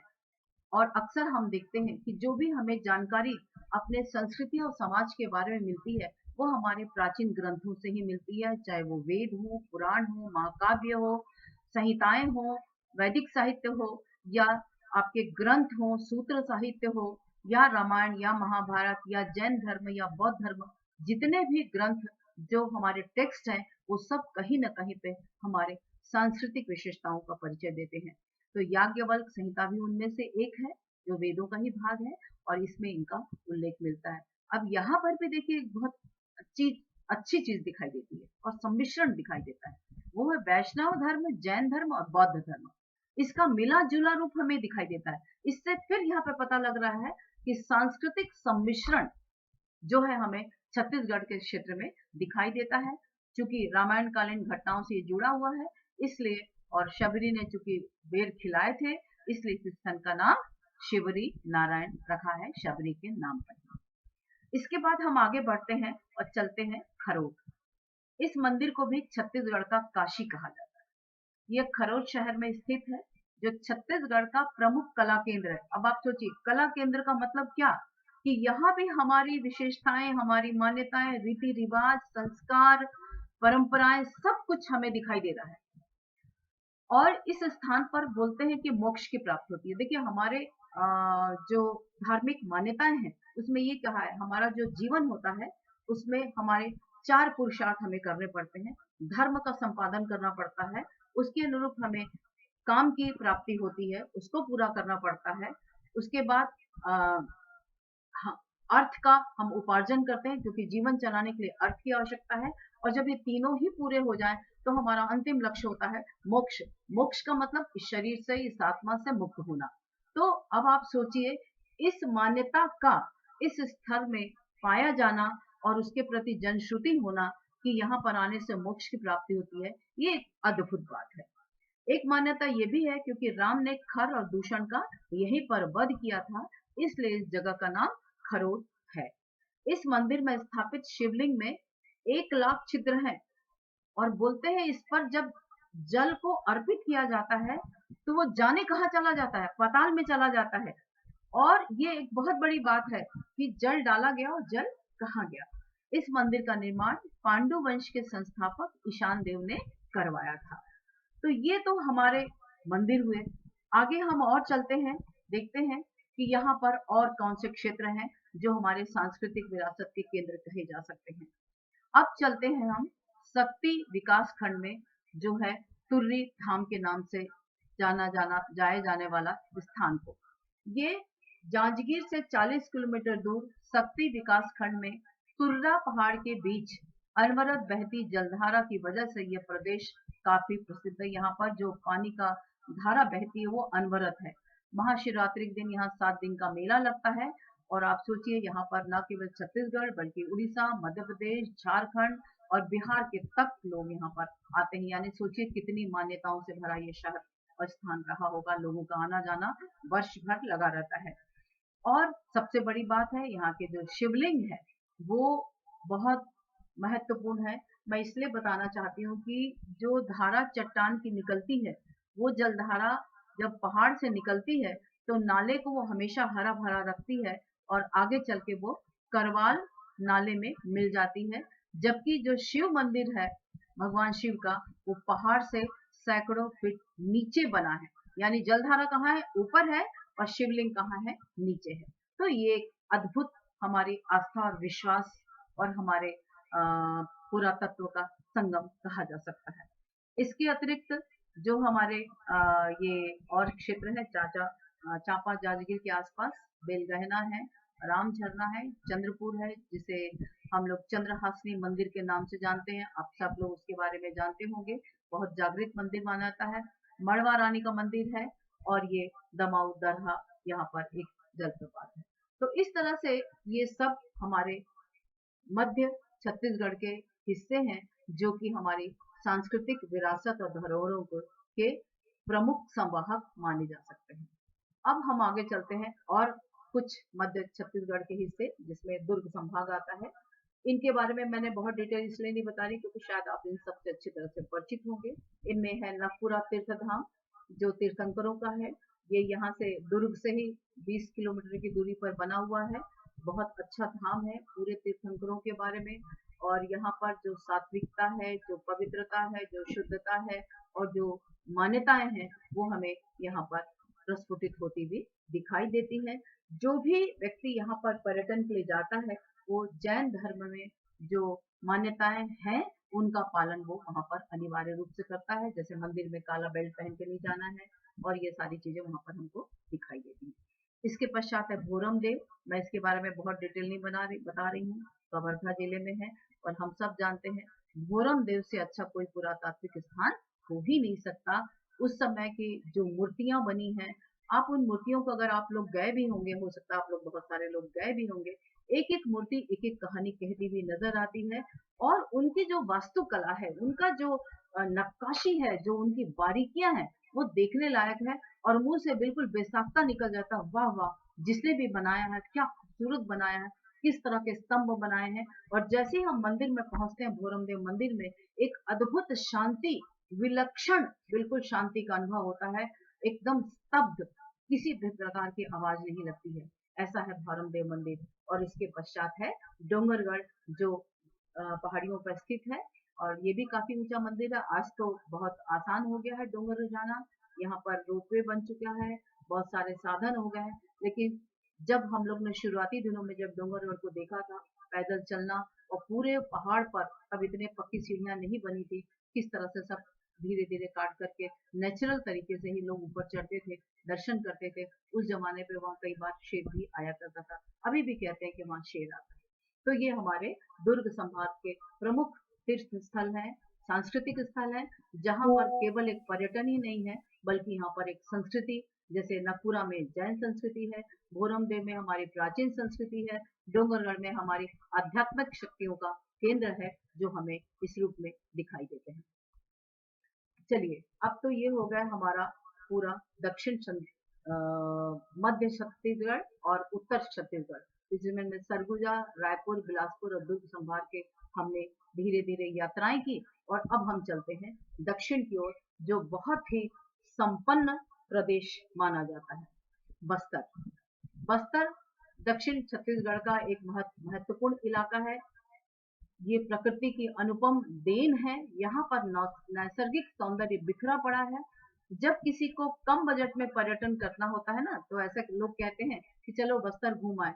मैं भी एक बार चली गई थी अपनी पूरी एल्मुनीस को लेकर के। तो बस्तर में कश्मीर की तरह हिमपात नहीं होता, लेकिन गगनचुंबी पर्वत श्रृंखलाओं के दामन में जाकर ऐसा आभास होता है जाने हम कहाँ ऊपर उड़ रहे हैं। और बादल के टुकड़े जब अटखेलियां करते हुए नजर आते हैं तो ऐसा लगता है जैसे हम बादलों के बीच उड़ रहे हो। सफेद सफेद रूई के गुच्छों की तरह वो सारे टुकड़े हम पर जैसे फुहार डाल रहे हो। इस तरह से नयनाभिराम दृश्य जो है, आंखों से देखते तो हैं लेकिन वो हमारे दिल की गहराइयों में उतर जाते हैं और समा जाते हैं और एक मन तन आनंद से भर उठता है। समतल और पहाड़ी क्षेत्रों में बलखाती चट्टानों से अटखेलियां गिरती नदी की जलधारा एकाएक सैकड़ों फीट गहराई से जब उतरती दिखती है तो अचंभा होता है। कितनी शांति से दिखती है, ऊपर से गिर रही है, लेकिन जब तक वो नीचे आती है तो बहुत तेज आवाज आती है और बहुत मतलब इस तरह की गुंजाहट होती है कि पूरा जो वहाँ का इलाका है पानी की आवाज से जो है बिल्कुल भर उठता है। और ये जलप्रपात और उसकी फुहार जो है, जब उसमें व्यक्ति स्नान करते हैं तो और तन मन उनका बिल्कुल खुश हो जाता है। इसके भूगर्भ में छोटे बड़े कक्ष वाली गुफाएं हैं। रहस्य और रोमांस का अनूठा संसार है। सागौन, साल, बांस आदि के वृक्ष हैं। वन्य प्राणी यहाँ दिखाई देते हैं। काले मेघ को देखकर नाचते मयूर, छत्तीसगढ़ के राज्य पक्षी का दर्जा प्राप्त पहाड़ी मैना, ये सब बस्तर के प्राकृतिक सौंदर्य पर चार चांद लगाते हैं। इतना ही नहीं, बल्कि जो यहाँ से घूम करके लौटता है, उसको और बार बार आने का मन करता है, और उसके मुख से जो वर्णन सुनाई देता है, उसको देखकर और लोग भी आने को विवश हो जाते हैं। यानी कहीं न कहीं ये इतना आकर्षित करता है कि लोग खींचे चले आते हैं बस्तर जाने के लिए। तो चलिए देखते हैं दक्षिण के कौन-कौन से क्षेत्र हैं जो प्राकृतिक सौंदर्य और सांस्कृतिक गुणों से भरपूर है। यहाँ पर इसका एक प्रमुख शहर है दंतेवाड़ा। ये शंखनी और डंकिनी नदी के संगम तट पर बना है और इसका एक पुरातात्विक और ऐतिहासिक महत्व है। यहाँ राजवंश की कुल देवी माँ दंतेश्वरी की स्थापना हुई है। 75 दिनों से अधिक चलने वाला महापर्व दशहरा यहीं से होता है, यहीं संपादित होता है। इसके निकट ग्राम बारसूर में 10वीं शताब्दी के 10 वर्षीय राजपूत जगन्नाथपुरी से आकर स्थापित हो गए और बारसूर को राजधानी बनाया। 14वीं शताब्दी में काकतीय वंश के राजा अनम देव ने संपूर्ण पराक्रम एवं सैन्य बल के साथ नागवंशी राजाओं पर विजय प्राप्त की और एक ऐसे चक्र में प्रवेश किया कि इसके बारे में किंवदंती है कि किस प्रकार से दंतेवाड़ा में माँ दंतेश्वरी की स्थापना हुई। मुझे लगता है आप सब उसको जानते होंगे कि कैसे महाराज को दर्शन हुए थे और कैसे माता दंतेश्वरी की स्थापना हुई थी। दंतेश्वरी मैया देवी माँ दुर्गा का ही रूप है और 52 शक्तिपीठों में से एक है। ये राष्ट्रीय राजमार्ग पर स्थित है। दंतेवाड़ा आने वाला पर्यटक और तीर्थयात्री जो भी होते हैं वो शंखनी और डंकिनी नदी के संगम में स्नान करते हैं। ऐसा मानना है कि इन लोगों को प्रेत बाधा का सामना नहीं करना पड़ता। यहाँ बहुत प्रकार के जलप्रपात हैं। अब आप देखिए यहाँ पर प्रेत बाधा का सामना नहीं करना पड़ता, यानी कहीं न कहीं पर कुछ मान्यताएं हमारे अंदर आज भी बैठी हुई है। भले ही उनको अंधविश्वास है, हम सब मानते हैं कि इस मनुष्य जीवन से भी कुछ ऐसे जीव जंतु होते हैं जो कहीं न कहीं पर प्रत्यक्ष अप्रत्यक्ष रूप से हमें हानि और लाभ दोनों ही पहुंचाते हैं।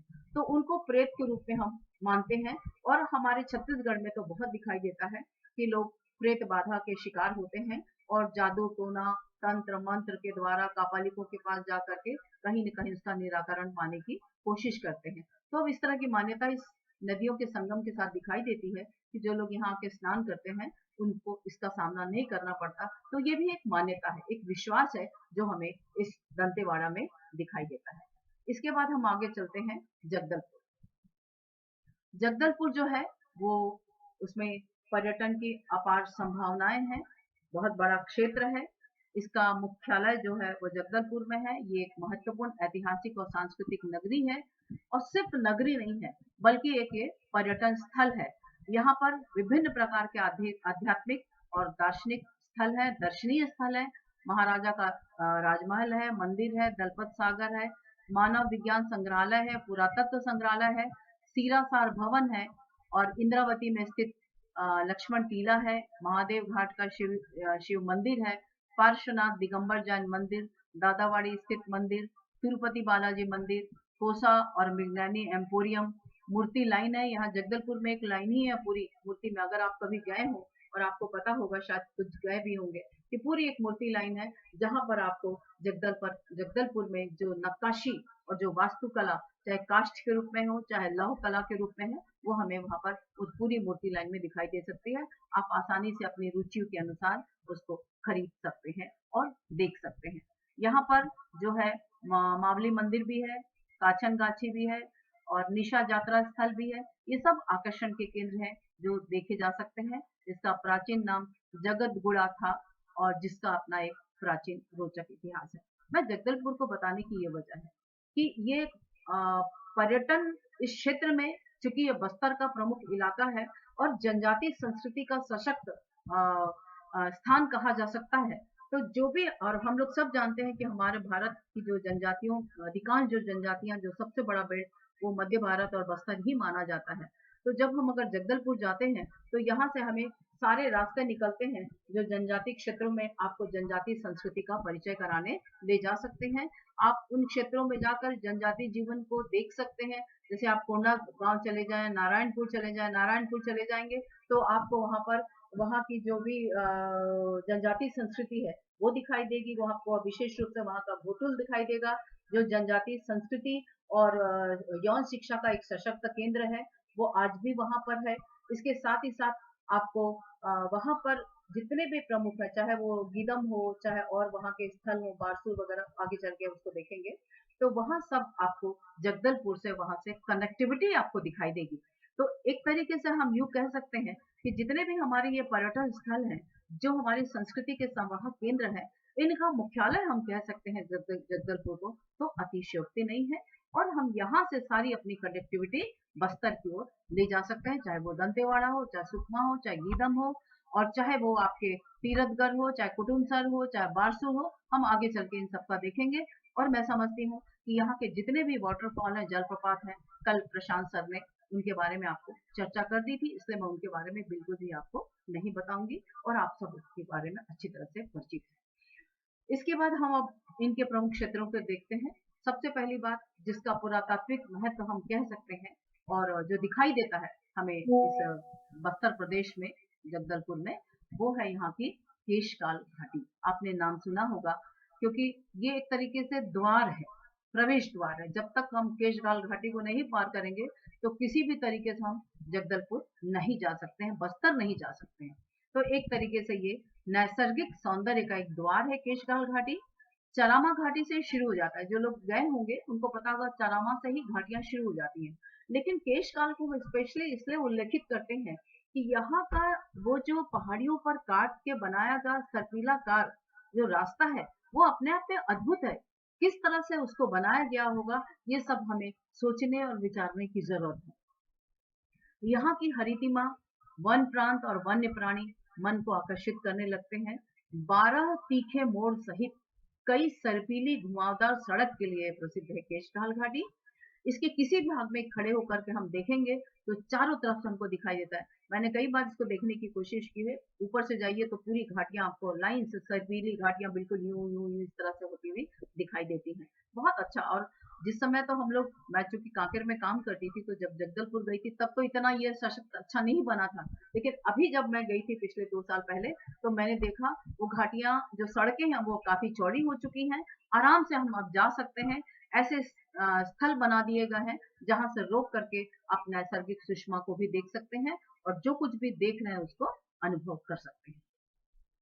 ये ऐसा लगता है ये घाटियां जैसे कतारबद्ध हो गई हैं, और हम लोग सबका, सैलानियों का स्वागत कर रही हैं कि आइए, चलिए, बस्तर में आपका स्वागत है। इस घाटी का निर्माण केशलू नामक व्यक्ति ने किया था। 12 भावर नामक इस सर्पाकार घाटी के सबसे ऊपरी भाग में पंचवटी का निर्माण किया गया है। ये एक स्थान है, बहुत आकर्षक है। वहां पर खड़े होकर, वहां रह के आप संपूर्ण छटा को देख सकते हैं। यहाँ पर चेरा बेड़ा मारी में 100 वर्ग किलोमीटर तक विस्तारित क्षेत्र में खनिज पाया जाता है। देखिए, ये इसकी पुरातात्विक विशेषता है कि खनिज का प्रचुर भंडार जो है वो केशकाल घाटी है। ये केवल हमारे पर्यटन के लिए नहीं है, बल्कि यदि हमारी आवश्यकता, हमारे जो उद्योग को बढ़ावा देने के लिए भी हमें यहाँ पर संसाधन मिल जाते हैं। यूं भी बस्तर प्राकृतिक संसाधनों के लिए बहुत महत्वपूर्ण क्षेत्र माना जाता है। तो इस तरह से यहाँ प्राचीन किले के भग्नावशेष भी दिखाई देते हैं। मैंने देखा है कई ऐसी मूर्तियां वहां पे पड़ी हुई हैं, ऐसा लगता है कि बहुत पुराने रही हों, लेकिन उनको संरक्षित रखा गया है।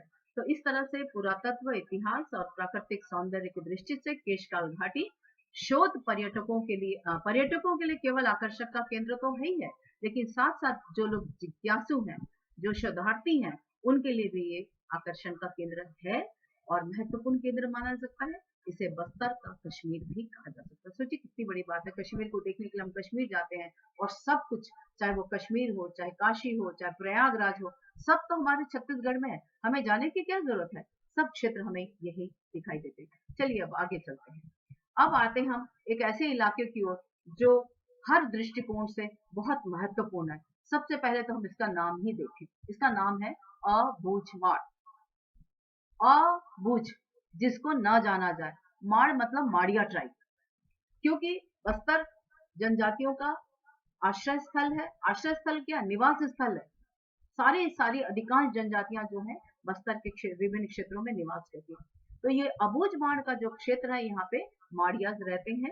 ये सघन वनों में बसा एक ऐसा प्रदेश है जिसके बारे में कहा जाता है इसे आज तक कोई बूझ नहीं पाया है। यहाँ के मूल आदिवासी जो है संस्कृति की शरण स्थली है। मैं आपको बता दूं जो विकास के आरंभिक काल में जो वो हमारे असभ्य लोग हुआ करते थे, एक्चुअली में जो अनसिविलाइज्ड लोग हैं हम उनको अशिष्ट बोलते हैं, लेकिन अनसिविलाइजेशन का मतलब हुआ था जिनके पास आवश्यकता पूर्ति के साधन ना हो। तो ये जो माड़ियास थे ये हमारे आरंभिक आदिवासी हैं जिनके पास आवश्यकता पूर्ति के साधन थे ही नहीं, खाने के लिए, रहने के लिए, पहनने के लिए कुछ भी नहीं है। आप चले जाइए, यूं तो अबूझमाड़ में जाना आसान नहीं है, परमिशन लेनी पड़ती है, लेकिन अगर आप कभी गए हो और अगर आप उसको देखें, इतने घने जंगल हैं कि जहाँ सूर्य की रोशनी आती ही नहीं है। और वहाँ के जो निवासी हैं उन लोगों ने कभी दुनिया देखी ही नहीं है, उन्होंने कभी सूरज को देखा ही नहीं है, इसलिए जब कोई वहां पर हमारे जैसा लोग पहुंचते हैं तो वो लोग बहुत डर जाते हैं और घबरा जाते हैं और घने जंगलों में भाग जाते हैं। तो एक दूसरा वो बहुत खतरनाक भी है, तो उनको लगता है कि ये जो लोग अजनबी लोग हैं ये हमारा नुकसान पहुंचाएंगे, तो वो आपको चोट भी पहुंचा सकते हैं, हानि भी पहुंचा सकते हैं, क्योंकि कुछ घटनाएं ऐसी होती हैं, कुछ ऐसी बातें होती हैं, कुछ विश्वास होते हैं, कभी कभी किंवदंतियां, कभी कभी जो जनाधार होते हैं, इस तरह की बातें भी होती हैं जो लोगों को खींचती हैं। मैं जब कांकेर में काम करती थी तो वहां पर मेरे को ये सुनने मिला कि यहाँ के आदिवासी क्षेत्र में बड़ा आसान है, आसानी से लड़कियां मिल जाती हैं। तो मुझे बड़ा आश्चर्य हुआ कि ये भी कोई बात हुई कि लड़कियां मिल जाती है, मतलब क्या मतलब है। तो इस तरह की जो बिना आधार की जनश्रुतियां होती हैं वो कहीं ना कहीं पर उन लोगों को आकर्षित करती हैं जिनके मस्तिष्क में विकृतताएं हैं। और ऐसी स्थिति में जो लोग वहां पहुंचते हैं निश्चित रूप से उन लोगों की वजह से ही ये लोग हमसे डरते हैं। तो बोलते हैं ना, दूध दूध का जला छाछ को भी फूक फूक के पीता है, वो बात हमें यहाँ पे दिखाई देती है। तो ये जितने भी माड़ियासी ये बहुत अभी मूल रूप में निवास करते हैं, अभी भी विकास के स्तर पर ये बहुत पिछड़े हुए हैं।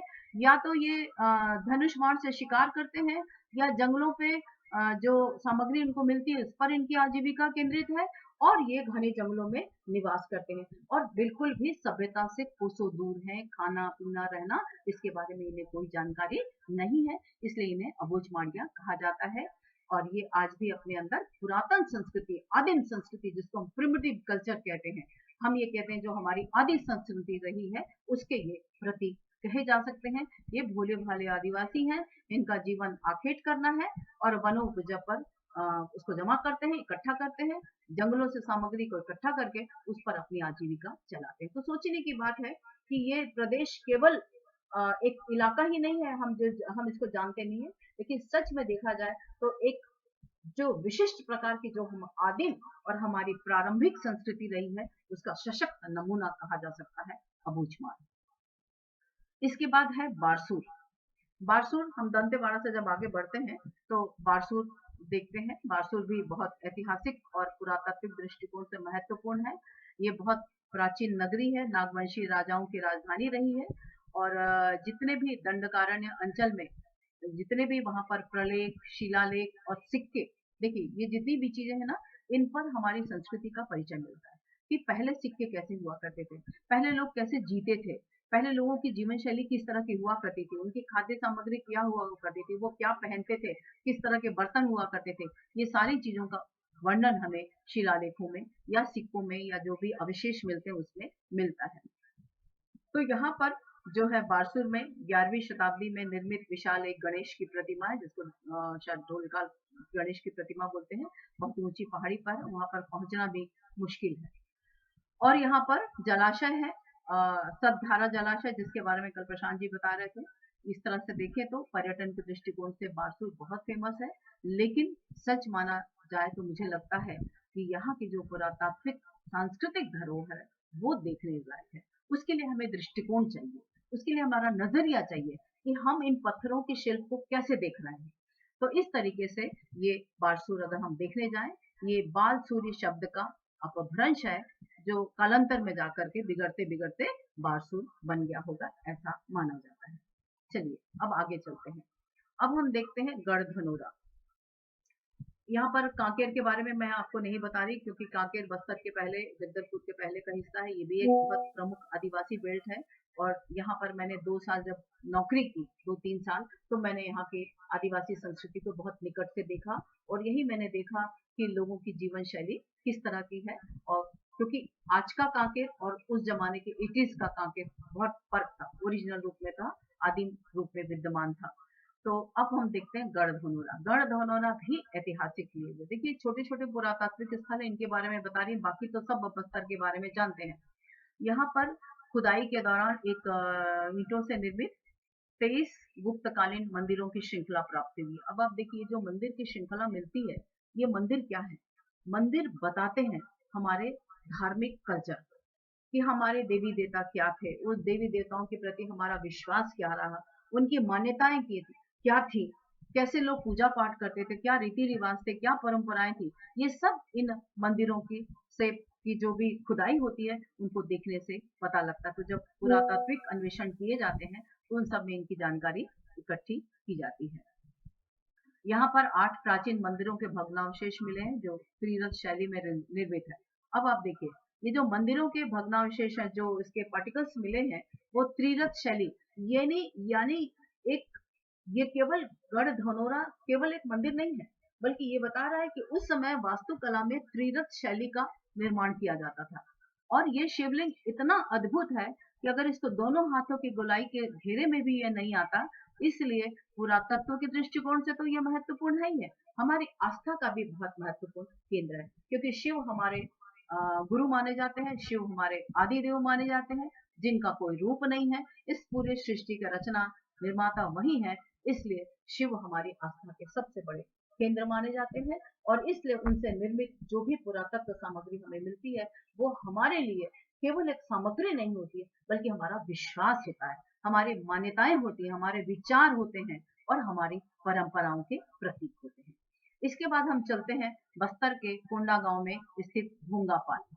ये यहाँ से 3 किलोमीटर उत्तर पूर्व दिशा में वन क्षेत्र के किले में विशाल चैत्य मंदिर है। यहाँ पर सप्त मातृका मंदिर और शिव मंदिर के भग्नावशेष मिले हैं, यहाँ भी अवशेष मिले हैं।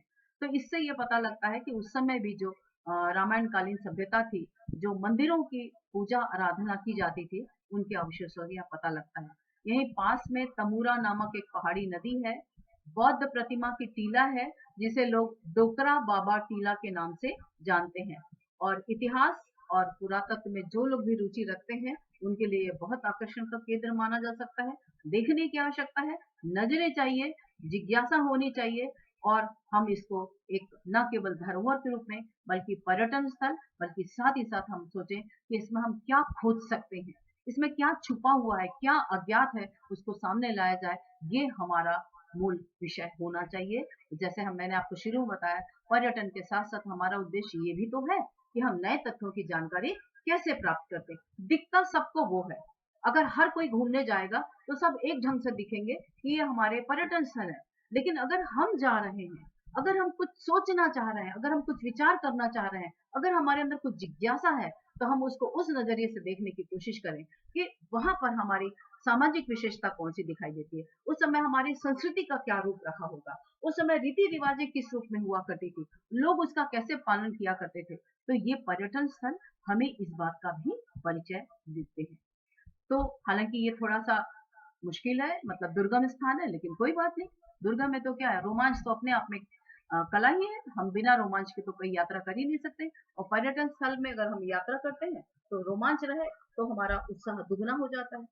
चलिए अब आगे चलते हैं। अब हम चलते हैं समलूर। आपने शायद नाम सुना हो या ना सुना हो, मैं चाहती हूँ आप इसको बता दूं कि ये संभागीय मुख्यालय जगदलपुर से राष्ट्रीय मार्ग 16 पर विद्यमान है, गीदम के आसपास है, बीजापुर जाने के रास्ते में दिखाई देता है, और एक कच्चा रास्ता जाता है वहां से जो समलूर गांव को जाता है। इसके पूर्व दिशा में एक विशाल सरोवर है जहां पर स्थापत्य कला मतलब आपका आर्किटेक्चर कैसा रहा है, माने हम किस प्रकार से मूर्तियों का, किस प्रकार से मंदिरों का, किस प्रकार से हमारे जो स्थल हैं उनका निर्माण करते हैं, वो हमारा स्थापत्य कला का उत्कृष्ट नमूना है। और वहां पर एक शिवलिंग दिखाई देता है, काले पत्थरों से निर्मित ये शिवलिंग अपने आप में एक बहुत विशाल आकार लिए हुए है। इसकी विशिष्ट पहचान है, इसकी ऊंचाई लगभग 2.25 फीट है, व्यास इसका 3 फीट है। इसकी जलहरी जो है वो अनुपम और विशाल है, और जलहरी और शिवलिंग काले चिकने पत्थर से बने हुए हैं, जिसको आप वास्तुकला का एक उत्कृष्ट नमूना कह सकते हैं। अब आप देखिए यहाँ भी ये चीज है कि है तो छोटा सा गांव, लेकिन यहाँ पर जो शिव जी की प्रतिमा और जो शिवलिंग बना है और जो उसका आसपास का परिवेश दिखाई देता है, वो कितनी मान्यताओं को समेटे हुए है। तो यदि हम यात्रा कर रहे हैं तो उन मान्यताओं के बारे में भी हमको जानकारी लेना चाहिए। इसके पश्चात हम चलते हैं बड़े डोंगर की ओर। शायद आपने इसका भी नाम ना सुना हो। मैं ढूंढ करके ये कोशिश करी कि आपको उन पुरातात्विक और सांस्कृतिक स्थलों से आपका परिचय कराऊं, आपके पर्यटन ज्ञान में भी इजाफा हो, ऐसा मेरा प्रयास है। तो सोमवंशी राजाओं के शासन काल में बड़े डोंगर कम समय के लिए, भले थोड़े दिन के लिए थी, बहुत दिन के लिए तो नहीं थी, बस्तर राज्य की राजधानी रही है। 1776 का डोंगर विद्रोह इतिहास का एक दर्दनाक पहलू रहा है। इसमें तब बस्तर रियासत के दो भाइयों के बीच में उत्तराधिकार को लेकर के घमासान युद्ध हुआ था। तो उत्तराधिकार को लेकर के घमासान युद्ध होना प्राचीन काल से चला आ रहा है, जिसका प्रमाण हमें इन क्षेत्रों में दिखाई देता है। और आज भी हमारे पास ये चीजें हमारे समाज में, हमारी व्यवस्था में हमें दिखाई देती हैं। उत्तराधिकार, संपत्ति और को लेकर के कई बार परिवार के बीच में भी जो मतभेद और महाभारत छिड़ता है, उसकी हम कल्पना नहीं कर सकते। तो सिवाय दुष्परिणाम के और कुछ हासिल नहीं होता है। इस स्थल पर जगदलपुर रायपुर राजमार्ग पर परस गांव से पश्चिम की ओर अगर जाना है तो 16-17 किलोमीटर के गहरे वन मार्ग को, मतलब काफी गहन जंगली इलाका है, उसको आपको पार करना पड़ेगा। डोंगर शब्द का अर्थ होता है पहाड़। यह एक रमणीक स्थल है। अब आप देखिए, पहाड़ भी है और रमणीक भी बहुत है। यहाँ के शस्त्रागार में किले के अवशेष दिखाई देते हैं। यहाँ भी आपको सोचिए, आपको अवशेष दिखाई दे रहे हैं जो बता रहे हैं कि उस समय की हमारी स्थापत्य कला क्या रही होगी। अगर हम पर्यटन के क्षेत्र में आगे बढ़ना चाहते हैं, हमारा शासन भी प्रयास कर रहा है, जैसे मैडम बता भी रही थी कि प्रशासनिक दृष्टिकोण से यहाँ पर काफी प्रयास किए जा रहे हैं। पर्यटन को एक उद्योग के रूप में विकसित किया जाना प्रस्तावित है। हमारी जो हमारी शासन व्यवस्था उस दिशा में काफी प्रयासरत है। तो हमें लगता है यहाँ पर अगर इनकी पहाड़ियों पर हैंड ग्लाइडिंग, ट्रैकिंग और पर्वतारोहण का प्रशिक्षण दिया जाए तो एक अच्छा इनकम का स्रोत भी हो सकता है। तो एक मतलब दो काम, पर्यटन स्थल का पर्यटन स्थल और साथ ही साथ आय भी हो जाएगी। तो इससे अच्छा और क्या हो सकता है, और साथ ही साथ हमें अपने क्षेत्र की जानकारी। तो ये रहे आपके सब, मैंने पूरी तरह से कोशिश की है कि किस तरीके से सारे के सारे स्थलों को आपके सामने रख सकूं, संक्षिप्त में बताने का प्रयास किया, क्योंकि बहुत सारी चीजों की हो सकता है आपको जानकारी भी हो सकती हो, और अगर हो सकता है आप मुझसे ज्यादा जानकार भी हो तो मैं क्षमा चाहूंगी, क्योंकि अगर कोई गलत जानकारी हो और उससे आपकी भावनाओं को आहत ना पहुंचे, इसका मैंने प्रयास तो किया है, फिर भी उसके लिए मैं क्षमा चाहती हूँ। Recording और stopped. इस सारे आलेख को बनाने में, इसको प्रेजेंटेशन को बनाने में मैं कुछ का बहुत आभार मानना चाहती हूँ, और मैं समझती हूँ आप लोग के लिए भी ये बहुत काम की चीजें हो सकती हैं। सुधीर शर्मा और रविंद्र गिन्नौरे की ये बहुत पुरानी किताब है, कृति है, छत्तीसगढ़ का सांस्कृतिक पूरा वैभव, इतिहास, पुरातत्व और संस्कृति। ये मैंने लाइब्रेरी में से देखा है, बहुत पुरानी किताब है, काफी पुरानी हो चुकी है, लेकिन इससे काफी जानकारी मुझे मिली। और चूंकि जानकारी बहुत वृहद थी, बहुत ज्यादा थी, और उसको संक्षिप्त करके आपके लिए प्रस्तुत करना एक बहुत ही दुरूह काम था मेरे लिए, और इसलिए मैंने केवल चुने हुए कुछ प्रदेशों को ही लिया। सुरेश तिवारी द्वारा लिखित पुस्तक है बस्तर पर्यटन का इतिहास और संस्कृति। इस किताब ने भी मुझे काफी दिशा दी, काफी मुझे एक विजन दिया, एक मिशन दिया। टी.डी. शर्मा के द्वारा लिखित किताब छत्तीसगढ़ के पर्यटन स्थल, और साथ ही साथ जिस किताब से मुझे सबसे ज्यादा मदद मिली है, और मैं तो समझती हूँ इस किताब के साथ सबको धन्यवाद देती हूँ कि मुझे पर्यटन को समझने में एक दिशा मिली है। डॉक्टर हेमू यदु ने 2 भागों में एक किताब लिखी है, पर्यटकों का राज्य छत्तीसगढ़, और काफी महंगी भी बुक है, 25,000 के करीब बुक ही है, लेकिन मैं समझती हूँ इससे अच्छा छत्तीसगढ़ के पर्यटन स्थलों का चित्रण कहीं और हो नहीं सकता। हालांकि वो किताब मुझे मिल नहीं पाई, और क्योंकि मैंने इसको उसमें देखा था किताबों की दुकान पे, तो इसलिए उसको देख करके जो कुछ मैं समझ पाई वो मैंने आपको बनाने की कोशिश की। और आज की स्थिति में गूगल बाबा को भी बहुत बहुत धन्यवाद दूंगी, क्योंकि गूगल बाबा ने मुझे बहुत सारी जानकारी एकत्रित कराई, नहीं तो मैं आपके सामने आपको प्रस्तुत नहीं कर पाती। कोशिश किया है, कितनी सफल हुई हूँ वो आप बताएंगे।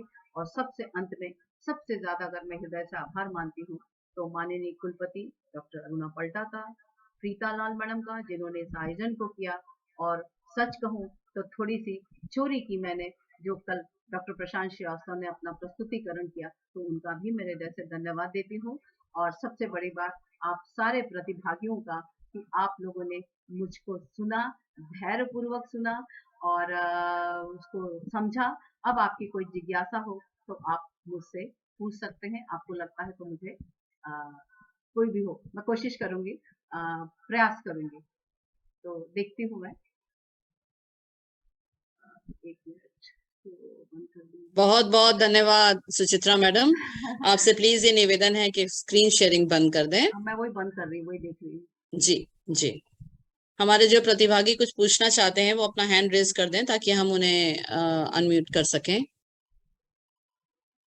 ये क्यों नहीं आ रहा है, ये देख रही हूँ मैं। एक मिनट बंद कर रही हूँ, उसको बंद हो नहीं रहा है। स्क्रीन शेयरिंग नीचे शेयर स्क्रीन लिखा होगा हाँ, मैडम, वो देख रही हूँ, उसमें। असल में हाँ, पूरा हो जाए तब पूरा खुल नहीं रहा है। छोटा हो गया, क्या हो गया? एक सेकंड। ये पूरा व्यू अगर आ जाता ना तो शायद स्क्रीन शेयरिंग बंद हो जाता। नहीं, स्क्रीन शेयर नीचे एक मिनट, शेयर एक मिनट, स्क्रीन आ वाला गया, आ ऑप्शन है। गया, आ गया, आ गया, हो गया। Okay okay thank you okay, very thank you. Much, thank you Preeta. सब लोग को थैंक यू बहुत मैम। बहुत धन्यवाद। अब आप बताएं। कुछ ज्यादा जी, जानकारी नहीं है, मैंने कोशिश की है इसलिए। नहीं, बहुत ही अच्छा आपका वक्तव्य रहा आदरणीय डॉक्टर सुचित्रा शर्मा मैडम। और आपने बहुत ही रोचक और मनोरंजक शैली में यहाँ की सांस्कृतिक विरासत और धरोहर के बारे में हमें बताया। हमारे कुछ प्रतिभागियों के सवाल हैं, तो मैं चाहूंगी कि वो अपना हैंड रेस करें। सबसे पहले नीरज कुमार जी अपना हैंड रेस कर रहे हैं। बोलिए। नीरज हाँ जी नीरज पूछिए। बोलिए। मैम, मेरा क्वेश्चन था, जो जोगी मारा में जो देवदासी की प्रक्रिया आप बताए मैम, तो जो देवदासी की मतलब क्या होता है, जिसका मतलब जानना था मैम, कि जो देवदासी की प्रक्रिया होती थी महाभारत काल में, तो उसके बारे में जानकारी चाहिए। देखिए, देवदासी प्रथा के बारे में अगर आपको जानकारी लेना है तो उसके लिए काफी एक लंबा वो चलेगा। मैं शॉर्ट में सिर्फ थोड़ा सा आपको बताती हूँ। वो ये कि देवदासी प्रथा जो है आपको मंदिरों में दिखाई देगी। वहां पर क्या होता था कि एक्चुअली में कहीं ना कहीं पर देवदासी प्रथा अप्रत्यक्ष रूप से हमारी कुवृत्तियों का, या जो हमारी कुत्सित मनोवृत्ति है उसका परिचायक है। कि स्त्री को हम देवदासी के रूप में इसलिए मान लेते हैं कि लड़कियां वहां बड़ी हो जाती थी और उनको 2 मंदिरों में दान कर दिया जाता था कि वो देवता की सेवा करेंगी, और उन्हीं के साथ उनका विवाह कर दिया जाता था। तो ये केवल एक क्या बोलना चाहिए, एक आड़ है। पर वास्तव में देखा जाए तो देवदासियां जो थी वो कहीं न कहीं पर अप्रत्यक्ष रूप से, जो वहाँ के पुजारी, जो उनके वहाँ के महंत और जो भी लोग हुआ करते थे, कहीं न कहीं पर उनका शिकार होती थी। तो ये एक कुप्रथा है और दक्षिण में आपको ज़्यादा दिखाई देती। और चूंकि हमारा दक्षिण कौशल भी कहीं-कहीं वहाँ से लगा ही हुआ था, इसलिए वहाँ की जो जोगीमारा गुफा में जो सुतनुका नाम की देवदासी थी। अब आप देखिए, देवदासी थी, एक कुप्रथा का अंश थी, लेकिन उसके अंदर एक विचार तो था ना, कि उसने इस ऐसी गुफा का निर्माण किया जिसमें संगीत, नृत्य सबका वर्णन हुआ। लोगों को आज हम लोग को पता चल रहा है कि हाँ, इस तरह की गुफाएं उस समय ये हुआ करता था। तो प्रथाएं गलत हो सकती हैं, व्यक्ति गलत नहीं हो सकता, उसका भाव शुद्ध हो सकता है, उसकी मनोवृत्ति शुद्ध हो सकती है। तो ये जोगीमारा गुफा में उसका निर्माण किया जाना इस बात का प्रतीक है। तो कभी हम इस पर फिर चर्चा करेंगे। एक लंबा चौड़ा विषय है ये, हमारे समाजशास्त्र में एक बहुत महत्वपूर्ण विषय है। कभी फिर चर्चा कर लेंगे। अभी केवल इतनी जानिए कि औरतों को जो है उसकी आड़ लेकर के जो तथाकथित वहाँ के मंदिरों के वो हुआ करते थे संरक्षक लोग, ये सब उनके अंदर की भावना थी। पर चूंकि ये प्राचीन काल से चली आ रही थी, अब इसका विरोध होने लगा। अब आपको नहीं दिखाई देगा, लेकिन जो मान्यताएं हैं वो मान्यताएं हैं अभी भी वहां की स्त्रियां जो हैं। क्योंकि देखिए क्या होता है, हमारे अंदर जो संस्कार डाले जाते हैं ना, वो घुट्टी की तरह डाले जाते हैं। वैसे ही वहां की लड़कियों के अंदर एक घुट्टी में डाला गया कि तुमको भगवान से विवाह करना है, भगवान की सेवा करना है, भगवान ही तुम्हारा पति है, भगवान ही सब कुछ है, इसलिए मंदिरों में तुम्हें पूरी जिंदगी गुजारनी पड़ेगी। तो ये सब मान्यताएं जो है कहीं ना कहीं पर कुप्रथा को जन्म दी, और ये इस तरह से देवदासी प्रथा हमको दक्षिण में दिखाई देती है। उसका ये गुफा में हमें दिखाई देता है। और अधिक जानकारी के लिए और आपको चिंतन करना मुझे भी करना पड़ेगा, तो मैं आपको पूरा डिटेल बता पाऊंगी, फिर कभी बताऊंगी। Okay ma'am, okay ma'am. ठीक, thank you ma'am. Thank you ma'am. और कोई सवाल यदि कोई पूछना चाहे या कोई इनपुट देना चाहे हमारे प्रतिभागियों में से, तो हैंड रेज कर लें प्लीज। हैंड रेज कर लें यदि आप कुछ ऐड करना चाहते हैं तो। हाँ विश्वनाथ जी बोलिए। आपको नमस्कार करती हूँ मैं, आपको देखती हूँ, पानिग्राही जी आपके अनम्यूट। उत्साह को मैं बहुत नमस्कार करती हूँ। नमस्कार। आपको देखकर तो मुझे भी लगता है कुछ प्रेरणा मुझे मिल रही है। आप बताएं, मेरा मार्गदर्शन आप करेंगे। मैम नमस्ते। नमस्कार, मैं तो बोल रही हूँ, आपको प्रणाम पहले ही कर रही हूँ। बहुत बहुत महत्वपूर्ण जानकारी में आपने दिया। आज ऐसा लगा कि आपके साथ साथ हम रामायण महाभारत सभी काल में छत्तीसगढ़ के विभिन्न स्तरों में, वन प्रांतों में, झील झरने सब कुछ अपना नजरों से देख रहे हैं। बहुत बहुत धन्यवाद। कुछ इनपुट मैं देना चाहता हूँ जो जरूर। आपके इस दौर यात्रा में हम ये कुछ जानकारी देना चाहता हूँ। बताएं। एक तो आपने मेन पार्ट का उल्लेख किया, तो मैं अभी मेन पार्ट से जाके आया हूँ। अच्छा अच्छा, वहाँ पर बताइए। जी मेरे पास वीडियो वगैरह सब है, लेकिन अभी हाँ। शेयर नहीं कर सकता। मैं मैडम को जी, भेजूंगा अगर जरूर। आवश्यक तो। डॉक्टर में लाल मैडम कभी शेयर करेंगी। जी। वास्तव में वहाँ पर ऐसा भौगोलिक स्थिति है कि वहाँ पानी उल्टी दिशा की ओर चढ़ता है। हाँ। नीचे एक पुल है, छोटा सा उद्गम है वहां पर, और वहां से पानी नीचे से ऊपर की ओर प्रवाहित होता है। मैंने स्टार्टिंग पॉइंट, मिडिल पॉइंट और लास्ट पॉइंट तीनों जगह का वीडियो बना करके शेयर भी किया हूँ, लोगों को बताया भी हूँ उल्टी दिशा की ओर। और मैंने वहां लोगों से जानकारी लिया कि क्या ये बारिश में, अभी बारिश के दिनों में गया था, क्या ये बारिश के दिनों में होता है? तो वहां के निवासियों ने कहा कि नहीं, ये 12 महीने चलता है। उसके बाद उसी स्थान पर गाड़ी भी उल्टी दिशा में चलती है, गाड़ी भी बिना चलती है। स्टार्ट के। मैं गाड़ी में बैठा रहा ड्राइवर के साथ, और वहां पर्टिकुलर पॉइंट में आए तो गाड़ी उल्टी दिशा में चलने के लिए बिना स्टार्ट की। सही बात। मैंने उसके बाद कहा मैं उतर जाता हूँ, मैं वीडियो बनाता हूँ। ड्राइवर को चाबी ले लिया, गाड़ी बिना स्टार्ट के, बिना चाबी के रही तो भी उल्टी दिशा में चली। ये वहां पर है। दूसरा वो दलदली स्थान, वहां पर एक पर्टिकुलर स्थान ऐसा है कि जहां पर थोड़ा जंप करो तो आपको फेंकता है ऊपर। वहां पर ऐसे भौगोलिक परिस्थिति बनेगी काफी दूर में, कम से कम 1 फीट 6 इंच 2 फीट तक जंप हो जाता है आदमी। ये वहां की विशेषता है। और अभी शासन द्वारा वहां पर उस क्षेत्र में बहुत विकास किया जा रहा है। सेब की खेती, चाय की खेती, विभिन्न फलों की खेती की जा रही है वहां पर। ये जानकारी के लिए मैं बता रहा हूँ मैडम। और दूसरा एक बहुत महत्वपूर्ण खल्लारी के बारे में आपको जानकारी देना चाहूंगा कि बहुत अच्छा कथानक आपने मैंने जो धार्मिक सांस्कृतिक विरासत को बताया, लेकिन वहां पर एक बहुत महत्वपूर्ण घटना 14वीं शताब्दी में हुई है, राजा ब्रह्मदेव के काल में। जिस समय छुआछूत की प्रबल भावना थी हमारे देश में, हमारे समाज में, जाति में, उस समय एक मोची ने जगन्नाथ जी का मंदिर बनाया जो आज भी है। अच्छा। और वो छत्तीसगढ़ और सरकार द्वारा, पुरातत्व विभाग द्वारा संरक्षित किया जा चुका है। देवपाल मोची जो मूलतः भगवान विष्णु का भक्त था, जिसे जगन्नाथ के रूप में देखा जा रहा है, और आज वो जगन्नाथ मंदिर के रूप में प्रसिद्ध है और देवपाल मोची द्वारा बनाया गया है। वहां पर बोर्ड भी लगा हुआ है खल्लारी में। और दूसरा, ये पुरानी बात हो गई। और खल्लारी में अभी जो वर्तमान में एक चल रहा है, जो खल्लारी माता का नीचे में आपने पहाड़ के ऊपर का मंदिर दिखाया, नीचे में उनकी जो स्थापना है, वो मूल मंदिर को यूं ही रख करके जगन्नाथपुरी शैली में ठीक उतना वैसा ही भव्य मंदिर का निर्माण कराया जा रहा है। विगत 2 वर्ष उस निर्माण चालू है, और मैं अभी गया था, उनसे पूछा तो बोले 2 साल और लगेंगे। और 2 जगन्नाथपुरी के जो शिल्पी हैं वहीं से आकर के बना रहे हैं। ये जानकारी देना था। और एक जानकारी और मैडम, राजिम के बारे में। राजिम में राजिम तेलिन माता का जिक्र नहीं आना चाहिए, जैसे कुलदेवी जी, उनके बारे में काफी पूजा पाठ भी होता है। और ऐसा ये भी कहा जाता है कि राजिम भक्तिन के नाम से वो राजिम का नामकरण हुआ है। ये तो सब अलग अलग बातें हैं, लेकिन ये एक वहां पर चर्चित थी। बस इतने इनपुट में देना चाहता था मैडम। बहुत बहुत धन्यवाद, मुझे आपने सुना, धन्यवाद मुझे अवसर दिया। मैडम डॉक्टर प्रीतालाल मैडम, प्रशांत श्रीवास्तव सर, और हमारे वाइस चांसलर आदरणीय पलटा मैडम का बहुत बहुत आभार, धन्यवाद।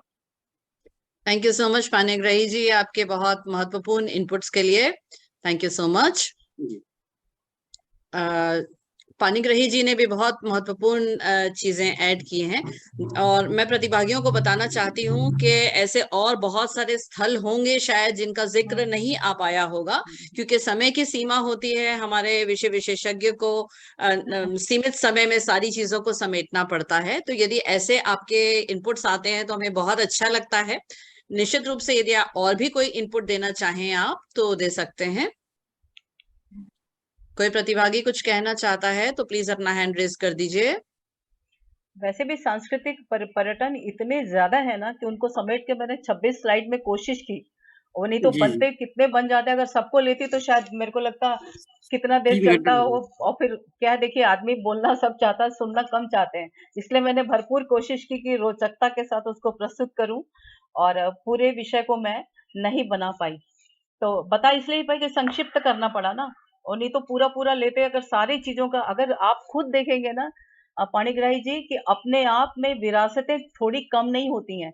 उनको समय सीमा में बांध करके बोलना, शब्दों में कम बात करके बोलना, it's a very difficult. But मैंने कोशिश किया, और जानकारी तो बहुत है, आप लोग भी बता रहे हैं। कभी देखिए, अब मैं इतना सीख के जा रही हूँ आप लोग सबके साथ। मैं कोशिश करूंगी कि मैं भी अब इन यात्राओं पे निकलूं और देखूं, सुनूं और समझूं। मैडम ने बहुत ही डॉक्टर सुचित्रा शर्मा मैडम ने बहुत ही रोचक शैली में हमें छत्तीसगढ़ के सांस्कृतिक पर्यटन स्थलों की यात्रा कराई है, उत्तर से लेकर के दक्षिण तक।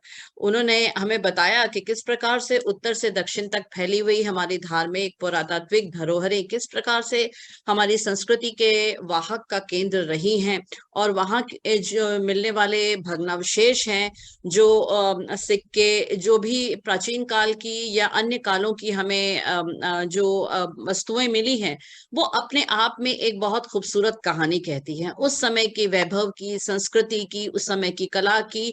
और वो उस सारी चीजों को केवल समझने के लिए दिमाग और एक दिल चाहिए और थोड़ी सा ज्ञान चाहिए कि हम ये समझ पाए कि ये जो छोटी छोटी चीजें हमें मिलती हैं उस काल के बारे में क्या कहती हैं। मैडम ने बहुत खूबसूरत ढंग से बताया कि कैसे उत्तर छत्तीसगढ़ के जो स्थल है, प्रमुख स्थल है, वहां पर कौन कौन सी सभ्यताएं संस्कृतियां रही हैं, मध्य छत्तीसगढ़ में क्या संस्कृतियां रही हैं, दक्षिण छत्तीसगढ़ की संस्कृतियों की उन्होंने बात की। और निश्चित रूप से हम सब अभिभूत हैं और हृदय से आभार व्यक्त करना चाहते हैं कि मैडम ने इतना खूबसूरत वक्तव्य यहाँ देकर हमें भारत, हमारे छत्तीसगढ़ की सांस्कृतिक गरिमा और संस्कृति से परिचित कराया।